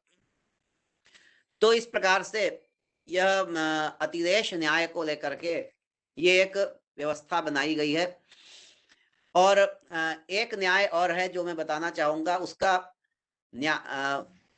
भी पद्धति में हमारी वर्तमान जो न्यायिक पद्धति है उसमें उपयोग हो सकता है, हुआ है कि नहीं मैं नहीं जानता, लेकिन न्यायिक पद्धति में वर्तमान जो लॉ है जो जिसमें अनेक प्रकार के विवाद हमारे यहाँ कोर्ट में उपस्थित होते हैं, तो उनमें भी इस पद्धति का उपयोग किया जा सकता है। एक न्याय है अपने यहाँ कि सोमा भावे पूतिकम गृह्णीयात्, ये मीमांसा का न्याय है। आप लोगों ने शायद सोम यज्ञ के बारे में सुना होगा। सोम यज्ञ एक प्राचीन काल में होने वाला यज्ञ था जिसमें कि सोम नाम की एक पौधा होता था, सोम नाम का एक पौधा होता था। उस पौधे का जो रस है, पौधे के जो पत्ते हैं, पौधे के जो पत्ते हैं, उन पत्तों का जो रस है वो देवताओं को बड़ा प्रिय होता था। इंद्र आदि देवता ये सोम रस का पान करते थे, ऐसा आप लोगों ने शायद वेदों में ऐसा वर्णन आता है कि इंद्र, अग्नि आदि ये सब जो देवता हैं, इन्हें यज्ञ में सोम रस दिया जाता था। तो वो सोम रस क्या होता था, वो सोम नाम का एक पौधा था और उस पौधे के जो पत्ते होते थे, उन पत्तों का रस निकाल करके देवताओं को आहुति के रूप में, अग्नि में उन्हें आहुति के रूप में दिया जाता था। और वो देवताओं को, क्योंकि अग्नि मुखावी देवा, ऐसा हमारे यहाँ सिद्धांत है कि अग्नि में जो दी हुई आहुति है वो देवताओं को प्राप्त होती है, इसलिए अग्नि में दी हुई आहुति उन देवताओं को सोम रस दिया जाता था, वो प्राप्त होता था, ऐसी अपने यहाँ तो परंपरा में माना जाता है। तो एक वाक्य आया कि यदि किसी कारण से किसी व्यक्ति को सोम रस नहीं, सोम नाम का जो पौधा है वो नहीं मिला, सोम यज्ञ करना चाहता है, कोई व्यक्ति सोम यज्ञ करना चाहता है और सोम यज्ञ के लिए ये आवश्यक है कि उसको सोम नाम का ये पौधा उसके पास होना चाहिए, या तो कहीं से उसको लावे सोम नाम के पौधे को।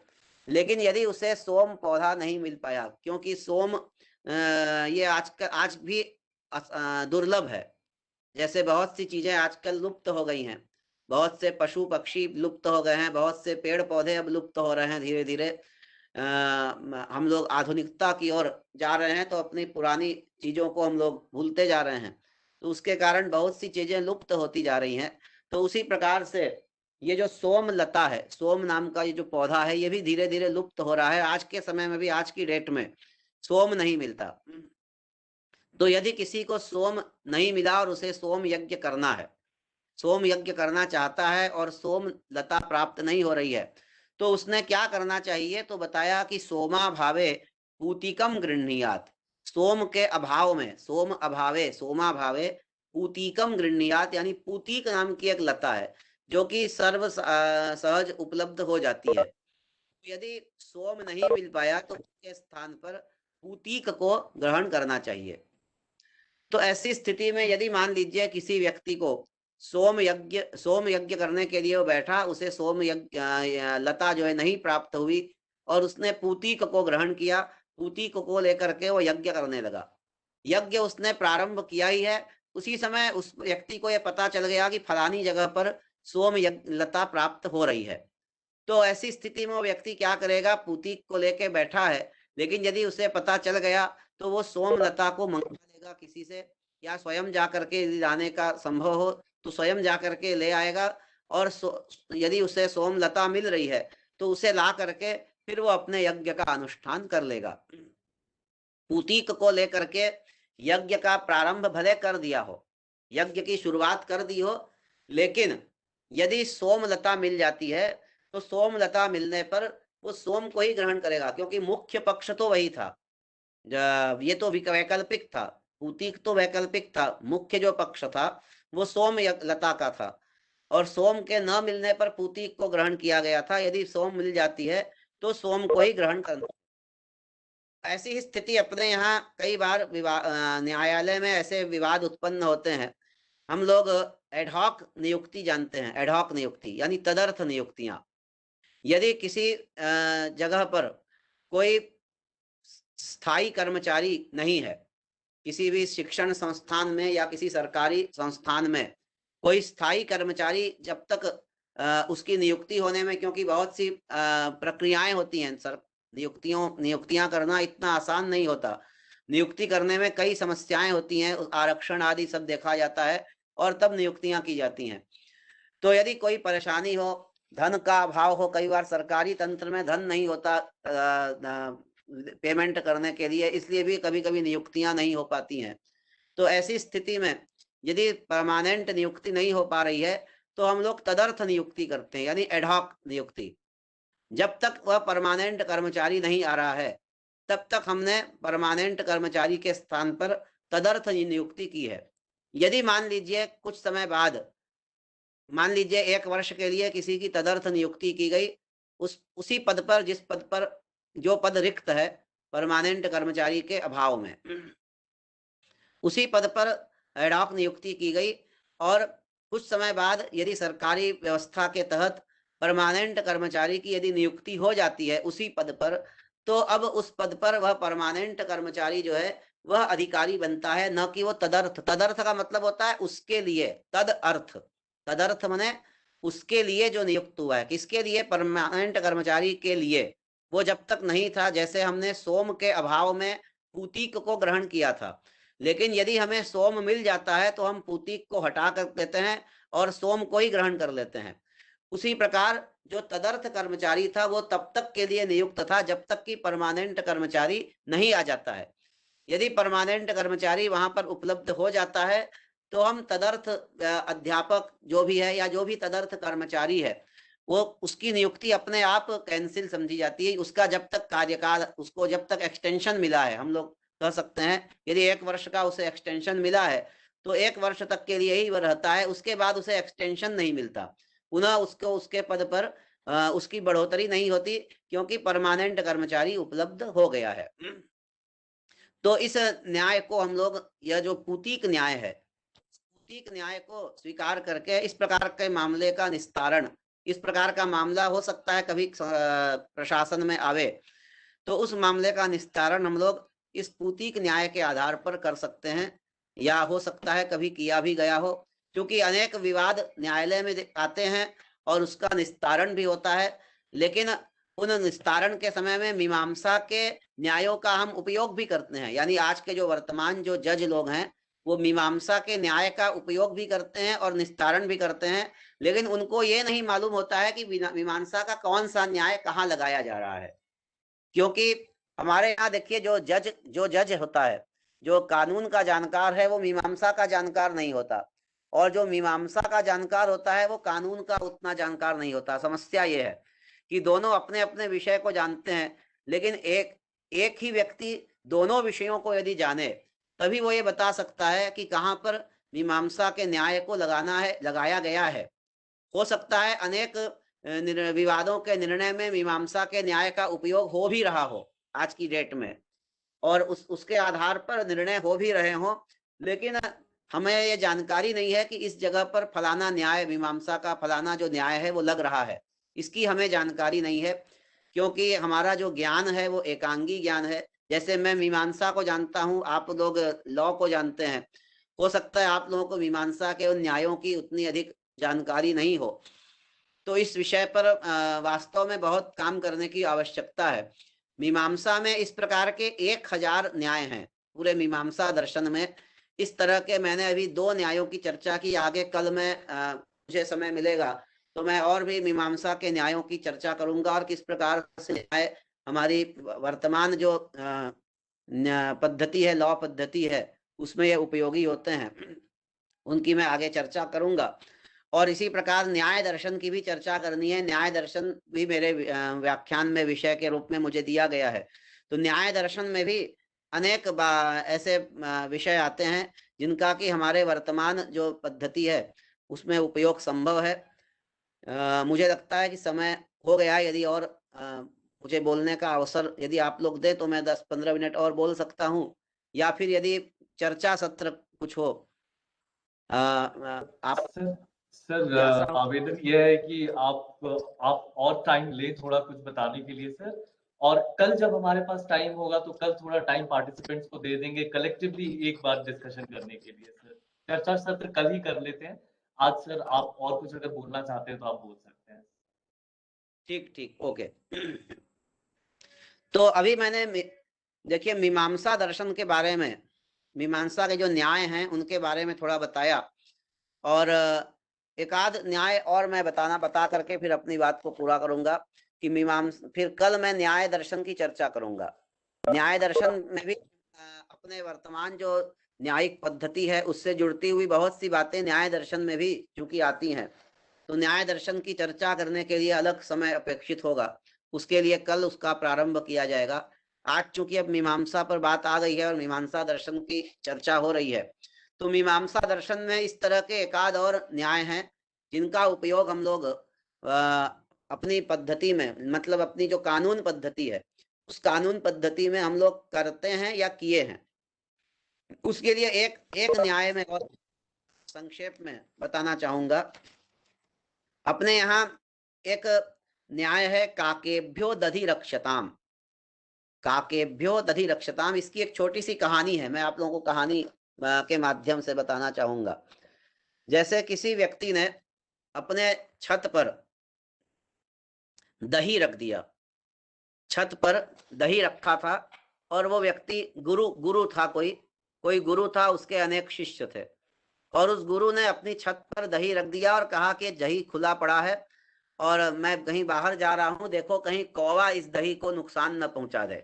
ऐसा अपने शिष्यों को बता करके वो गुरु कहीं चला गया किसी काम से, और उसके जो शिष्य लोग थे वो देख रहे थे, छत पर जा करके सुरक्षा कर रहे थे कि कहीं से भी कौवा आकर के इस दही को नुकसान न पहुंचा दे, ऐसा वो देख रहे थे। कुछ देर बाद उन्होंने देखा कि कुछ बंदर आए और बंदरों ने आकर के दही को ऐसे इधर उधर करना शुरू किया। तो शिष्यों ने कुछ कहा नहीं, कुछ बोला नहीं, बंदरों को हटाया नहीं, क्योंकि गुरुजी ने तो कहा था कि कौवे से दही की रक्षा करनी है, कौवा कहीं आकर के दही को नुकसान न कर दे। इसलिए काकेभ्यो दधि रक्षताम ऐसा वाक्य आता है। काकेभ्य यानी कौवों से, दधि रक्षताम दही की रक्षा करनी चाहिए, दही को बचा लेना चाहिए, बचा लो। ऐसा कह के गुरुजी गए हैं तो बंदर से तो अपने को बचाने की कोई जरूरत नहीं है, ये सोच करके शिष्य लोग बैठे हुए थे। कुछ देर बाद गुरु जब लौट करके आए तो उन्होंने देखा कि दही सब इधर उधर फेंका हुआ है। शिष्यों को डांटा, पूछा तुमसे कहा था कि कौवे से बचा लेना। उन्होंने कहा गुरुजी कौवा तो नहीं आया था, बंदर आए थे और आपने तो कौवे की बात कही थी, इसलिए हम लोगों ने दही की सुरक्षा नहीं की। तो गुरुजी बहुत नाराज हुए और डांटा और कहा कि अरे मूर्ख, काकेभ्यो दधि रक्षताम, ये जो मैंने कहा था कि कौवे से दही को बचा लो, यहाँ कौवे का जो तात्पर्य है वो केवल कौवा नहीं था। कौवे का अर्थ था कि दही को नुकसान पहुंचाने वाले जितने भी पदार्थ हो सकते हैं, चाहे वो बरसात ही क्यों न हो, बारिश यदि होने लगती तो भी दही को हटाना था, या और भी कोई चर अचर जड़ चेतन कोई भी वस्तु जिससे कि हमारे दही को नुकसान हो सकता था, उससे तुम्हें दही को बचाना था। यहाँ पर इसे हम लोग लक्षणा कहते हैं। संस्कृत में साहित्य में लक्षणा का प्रयोग होता है। इसका एक सुप्रसिद्ध उदाहरण है गंगायाम घोषः। आप लोगों ने शायद कभी सुना हो।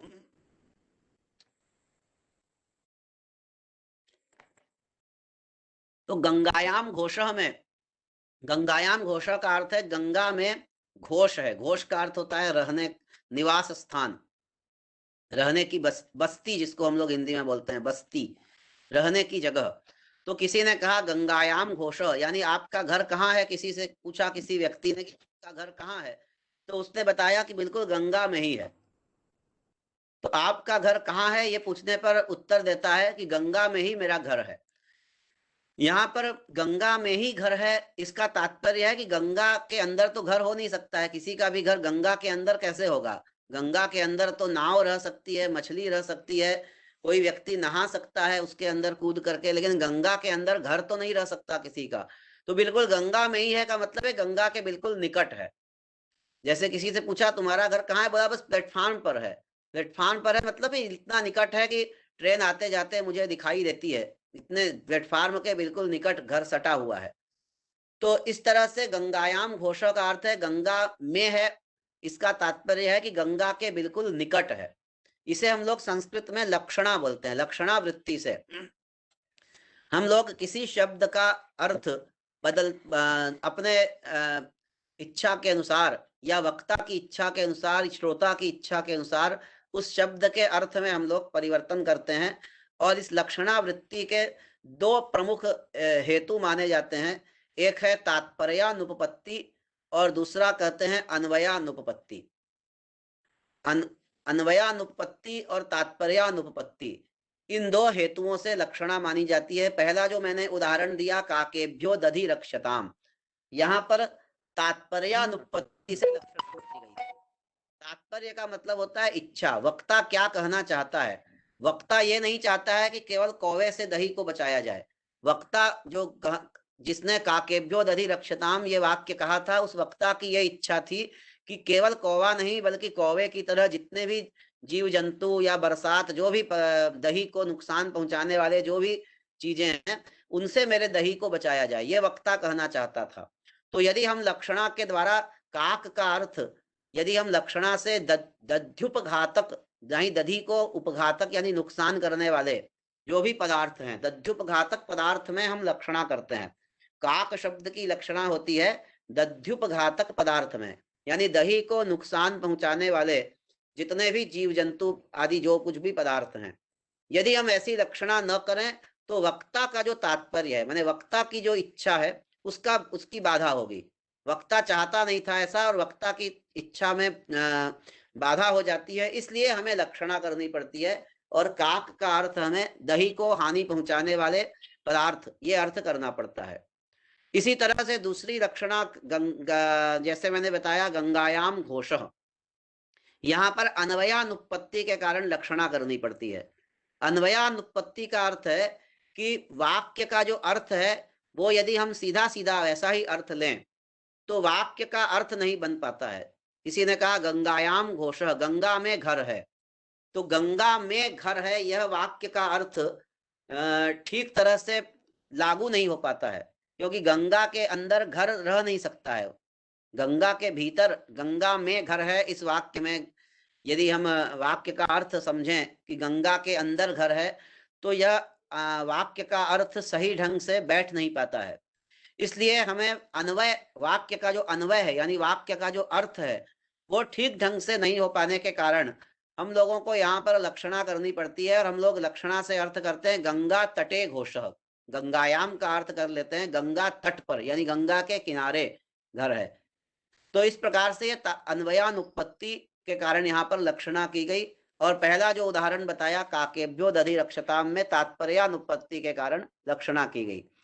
अब इस प्रकार से जो लक्षणा हम लोग शास्त्र में करते हैं, इसका प्रयोग हम लोग किस प्रकार से वर्तमान जो लॉ पद्धति है उसमें किस तरह से हमने इसका उपयोग किया, उसको मैं बताना चाहूंगा कि एक बार एक मामला आया कोर्ट में, जिसमें कि किसी व्यक्ति का एक हाथ पैरालाइज हो गया था।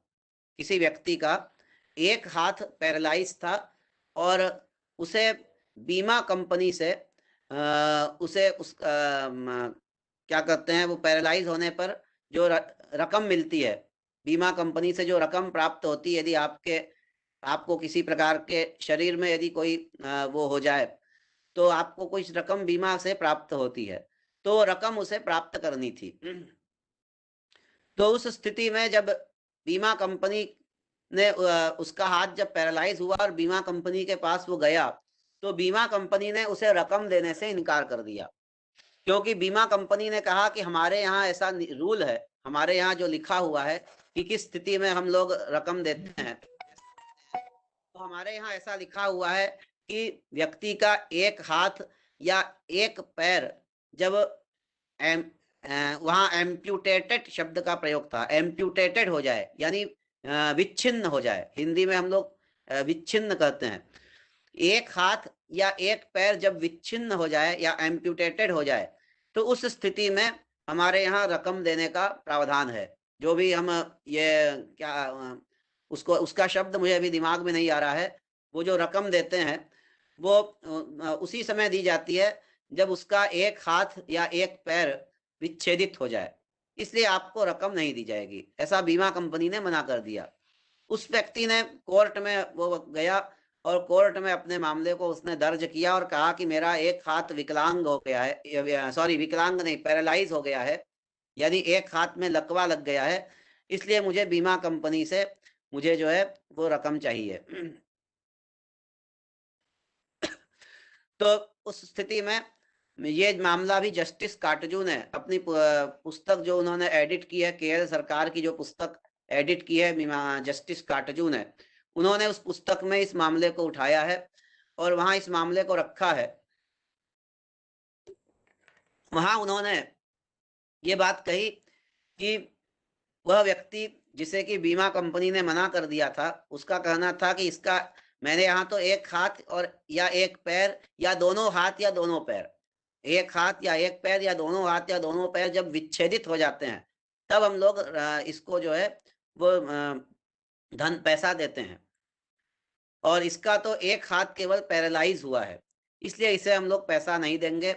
यह व्यक्ति जब कानून के पास जाता है तो वहां पर यह देखा जाता है इस लक्षणा के आधार पर, जो काकेभ्यो दधि रक्षताम, यह जो हमने लक्षणा अभी की कि कौवे का तात्पर्य है दही को नुकसान पहुंचाने वाले जो भी पदार्थ हैं, उससे हम कौवे शब्द से हम उसको ग्रहण करते हैं। काक शब्द से दधि को हानि पहुंचाने वाले जो भी पदार्थ हैं उनको ग्रहण करते हैं।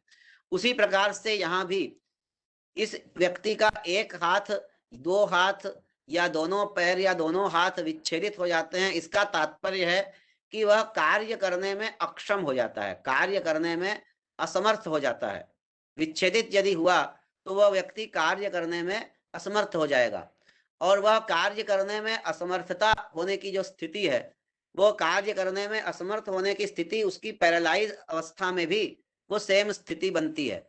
इसलिए एक हाथ या दो हाथ विच्छेदित होने का तात्पर्य यह है कि एक हाथ या दो हाथ का विच्छेदित होने से तात्पर्य है कि वह कार्य करने में अक्षम हो जाए।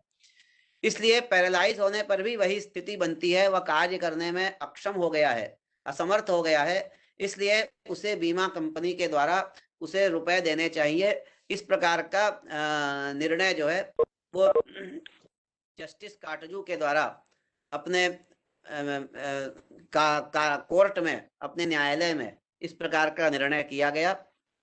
तो इस सिद्धांत के आधार पर, यानी काकेभ्यो दधिरक्षताम में जैसे लक्षणा वृत्ति हमने स्वीकार की थी, उसी प्रकार से एम्प्यूटेटेड यानी विच्छेदित का अर्थ है कि वह कार्य करने में अक्षम है, इसलिए पैरालाइज यदि हुआ है तो उसे भी कार्य करने में अक्षम मान करके उसे भी रकम मिलने का, रुपया बीमा कंपनी से जो उसकी जो धनराशि है वह धनराशि मिलने का उसे पूरा अधिकार है। ऐसा निर्णय लक्षणा के आधार पर दिया गया।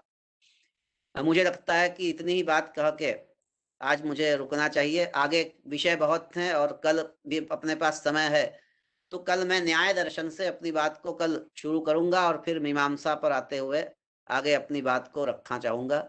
आप सबको धन्यवाद और सभी को नमस्कार। Thank you sir. मैं डॉक्टर चंचल बोल रहा हूँ। जी जी, धन्यवाद धन्यवाद, नमस्कार। प्रणाम। तो बहुत अच्छा लगा इंटरप्रिटेशन की जो हमारी कानून में जो सिद्धांत हैं जो हम पश्चिमी देश से लाए हैं, वो सारे ऑलमोस्ट जो आप बता रहे हैं वो सारे हमारे मीमांसा में मिल जाते हैं और शायद वो 1000 साल पहले डेवलप हुए संस्कृत में। हमें जरूरत है इसको वापस लाने की, रीडिस्कवर करने की। थैंक यू सर, कल फिर मिलते हैं सर आपसे। बहुत अच्छा लगा। जी जी, thank you. For participants, there is one announcement. It has been noticed that there are many participants who are skipping the sessions. Some of the participants, maybe 4, 5, or 10. This is a serious lapse as per the ICSSR requirement. Kindly stick to the schedule, keep your cameras on, and do not skip the sessions. Thank you. We will meet again at 2 o'clock. We are waiting for a very exciting and fruitful session by Professor Upendra Bakshi. Hope you have gone through, at least flip through the pages Professor Bakshi had shared. Thank you. We'll meet again at 2 o'clock. Kindly join 5 minutes before 1:55. Thank you.